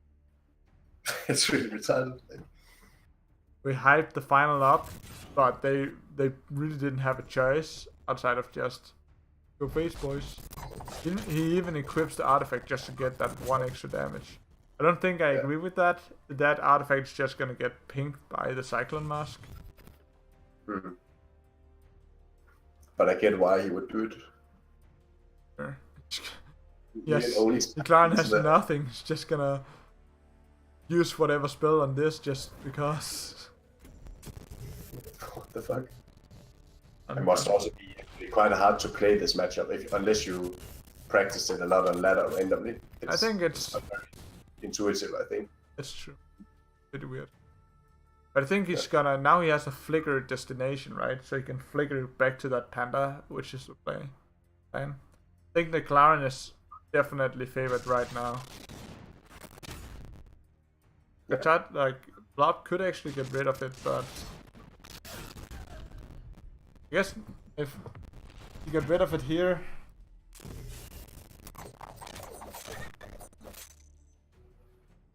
Kinda equal. Like now, Blob is the one who has the minion, and he's only 2 health below, but he doesn't have turn advantage. Ryan has turn advantage.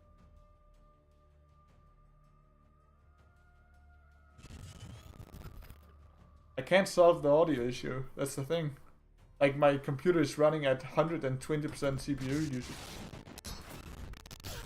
because they fucked something up in the client again. Last time I didn't have any issues. Exact same up. So if it's an internet thing, I can't deal with it, and if it's a, like computer thing, CPU thing, which I assume it is, I can't really do anything about it. Sorry. I want to deal with it though. But if it's only in-game sound, or is it also caster sound? Because if it's only in-game, I can just mute it.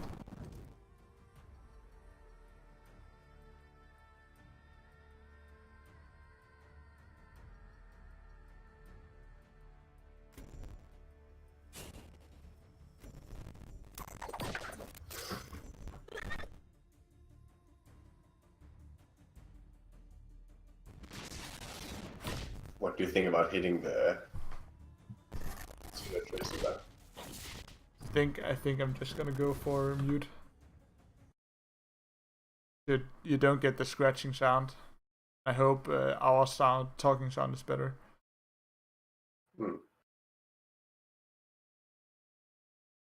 Okay, so, but do you really? It's kind of stupid because he has double flicker to get away, but you don't want to get away when you're ahead on damage. Like, you just want to stand there and hit, right? But for how long are you ahead on damage? I don't know. I think McLaren should make a mouse and but next like walk up. He has the left hand, right? Yeah, McLaren is the one who's standing on his starting tile. Because I think the celerity plus saber spine next to it is really gonna put in some big damage. I don't think I like this. I think I would have liked McLaren just equipping Saberspine, going face, and making a mouse, because it's the same amount of damage. I guess he's playing it safe. Like I said, I don't quite know how much damage you can burst, so I guess McLaren wants to... I guess this is actually fine. Stay away and... But if you can set up this... Yeah, it's true. He's right to be scared. He has only 15 health against Viva, and you don't know what they can do with 7 man. How much can he do right now, though? He can do mist walking to get up to him, and the celerity, that's 4. Then you have that's Saber Spine is +3, right? Yeah, so but you can 12... only play one of those. Yeah, it's 12 damage out of hand if he goes for that. But I think he doesn't. I think he waits. Just set it up? Yeah, I think so. Just run away. Kind of like that, because he has the mist walking, and then he knows next turn when he can play double Saber Spine, he can shoot down. I like this play from Blob a lot. He doesn't like, he knows that if his artifacts are gonna get cleared, he's gonna die. So he might as well, right? But luckily for him, McLaren doesn't have anything. No. Really sitting dead in the water. Oh, he does have something, I guess. He can deal him 5 damage. He can go for a draw, right? True. I think he has... No, if he deals 5 damage, then Blob cannot do anything. Oh shit, McLaren, if you had used the heal here. Yeah. Now it's a... No, yeah, now it's a win for Blob with 1 HP. Yeah. Oh man. Yeah, McLaren should definitely have used the seal there to just bring him down to 2, because then he cannot hit him. Yeah. Without making a draw, and then you get another chance, right? It wouldn't even have been a draw, because he had to hit 2 times. Yeah, exactly. You're completely right. That's just an oversight, I would always say. Yeah, that's straight up an oversight. That's what I talked about in the other game also. You have to think about sometimes just putting your opponent down to 2. Like if he's at 3, he can hit you and win. If it's at 2, he can hit you and draw. Right? Sometimes if you have that extra damage and you're afraid of dying, just do that instead. Yeah. But well played by both players. I'm not quite sure I like the play from McLaren here towards the very last turn. He had 2 mana not putting in the damage. But especially when his opponent was so low, it's not like you're looking for a combo. You're just looking for throw in all the damage at once. Or when you can. But yeah, well played. In the last 2 minutes, we just got 15 viewers, and now we are done. Yeah. I'm gonna upload this to my YouTube, so if you missed it, you can find it at Munkbusiness Gaming. I think tomorrow. I'm not quite sure if I can get it in today. Yeah, and I don't know when the battlefy prices will be out, but McLaren and Blob, you will get some cash money in your bank account soon. I just need your emails. I don't know if did they put the emails in there, or basically just write me your email on Discord. Now you're all both in chat, so you can just do it, and either tomorrow or the day after I will transfer you your prize money. big dollars. Big dollars. And then the next one is go. probably to be on the 12th of June, and this time it will be NA time. So that's me and Monk won't be there, unfortunately, because it's shit o'clock in the night for us. Yeah. But yeah. And I hope we're really trying to get this up and running. We find the format to be like quite interesting. It's interesting to cast at least because you have all these discussions about what each player is gonna pick, and we want to make it friendly for both EU and NA. So right now we're just gonna swap back and forth. But if we cannot hit 32 viewers eventually, if every tournament is gonna keep going to 16 or 18 or whatever, we might keep hosting them, but I'm not sure we'll keep throwing money into it because it's kind of demotivating spending all this time and then players just don't join, right? We have 46 viewers, but we only had 16 players actually playing. So it's not like the players that want competitive duelist exist. They're watching right now, right? They just don't sign up. And I'm kind of blaming these people for this tournament scene right now, but I don't know. It's not quite fair. We're not blaming you for watching, but... No, but... Of course not. I'm just saying there is players to play. They're just not signing up. So it might be because of EU and NA times, which is understandable. So next time we're going to have NA, and we'll hope to see a bigger following there. I had a lot of people saying that they could only make one deck, actually. Really? That's an argument that I saw often, that they don't have enough decks. And I guess you only need 2. Yeah, but apparently a lot of people only have one deck. I don't know if it's only like Fate style, where they have only one faction in full prismatic, and I don't know. But apparently it's hard for some people. Yeah, but it's really hard to arrange tournaments for 32 players right now if people don't want to sign up. So yeah, but we'll continue doing this and just keep coming. If all of you joins the next one, then that's great. I just noticed that this text at the top has been saying number 1 this entire time. Yeah, it probably has. But yeah, whatever. And the title is #2, so that's good. Yeah, people registered.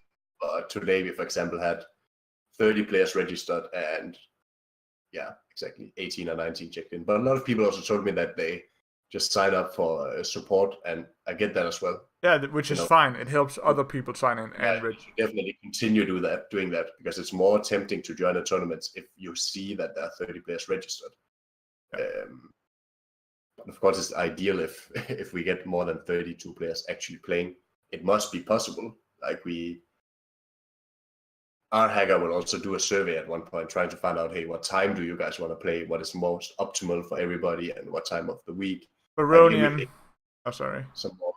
Baronian, you're saying that we have to advertise more, but we really shit up and down. Like Reddit, we have posted on Reddit 3 times.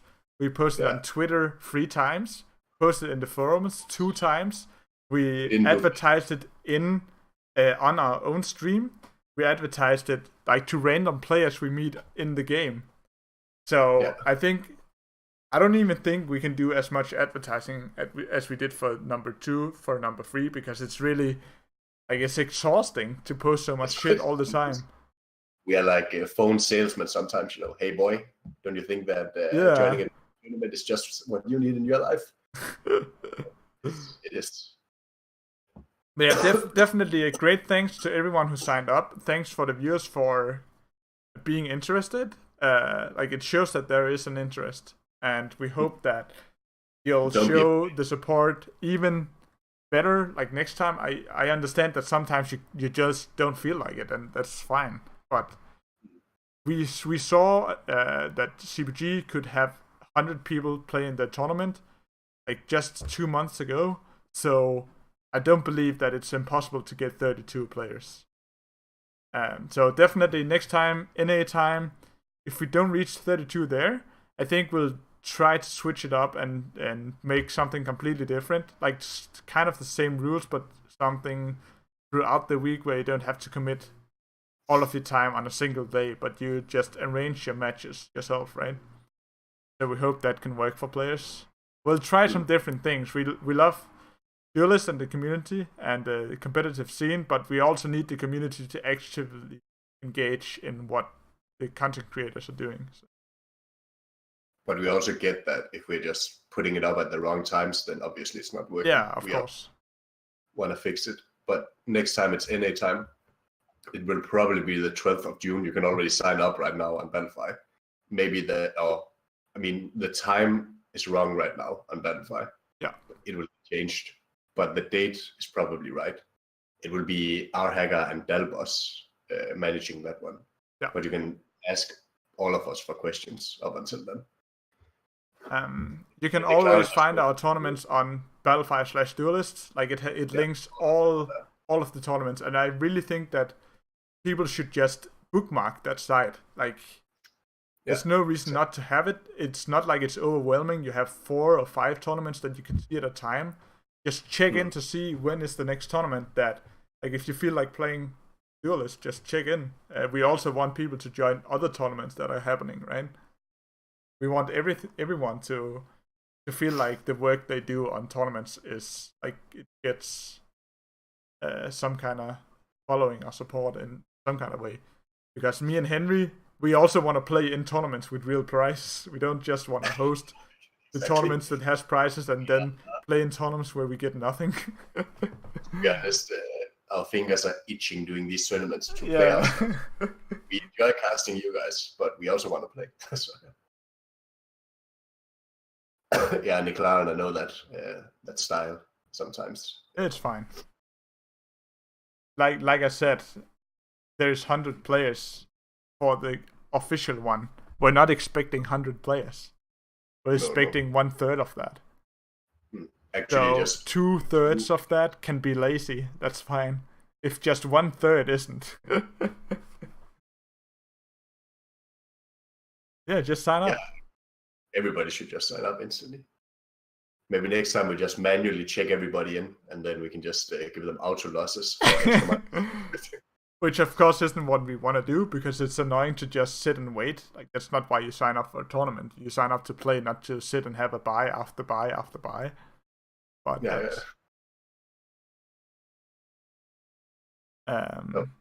What did he say, Baronian? Yeah. I would like to know. I would love to have tournaments be in the client, like how Twitch streams are. Yeah. And are we actually on the duelist? I would like to see that if we're actually on there, even though we're in the Artificial Academy. I'm really not sure. That nope. There's only. Wait, if I click live stream, there's only Husuku. We are never in there. We have to talk to Thanatos about that, to be honest. Not that it does such a big difference, but still, we are in the Artificial Academy, so I don't see why we shouldn't be. Buys on the image, Rockin' is just players, like, when you make a single elimination bracket, unless you have exactly 32 or exactly 16 or exactly 8 players, it doesn't add up. So in order to fill out the spots so that the bracket actually works, you fill in buys automatically, which are just non-existent players. Which means some people need to play an extra round, like you, for example, had today. Yeah, which is not optimal, but what can you do? Yeah. So you're actually quite unlucky to play an extra match, but hey, you won that. Yeah, thank you all for watching. We'll get to Thanatos about getting in the client for our stream, because the more players who watch our stream, the more players knows about the tournaments as well. And if we get a great feedback on the next one, or if people just in general, we want to work with time zones, so maybe we'll do some kind of throughout the week thing, kind of to fill in the spot from where Duelist Pro League was before.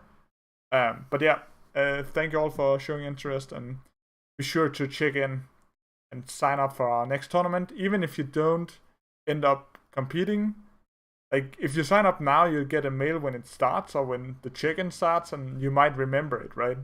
where you forgot it otherwise. So just sign up now, and if you don't check in, it's fine. Everything helps. Yeah, super chill stream for you, and see you in a couple of weeks. Yeah, probably before that, but yeah. Bye. Bye.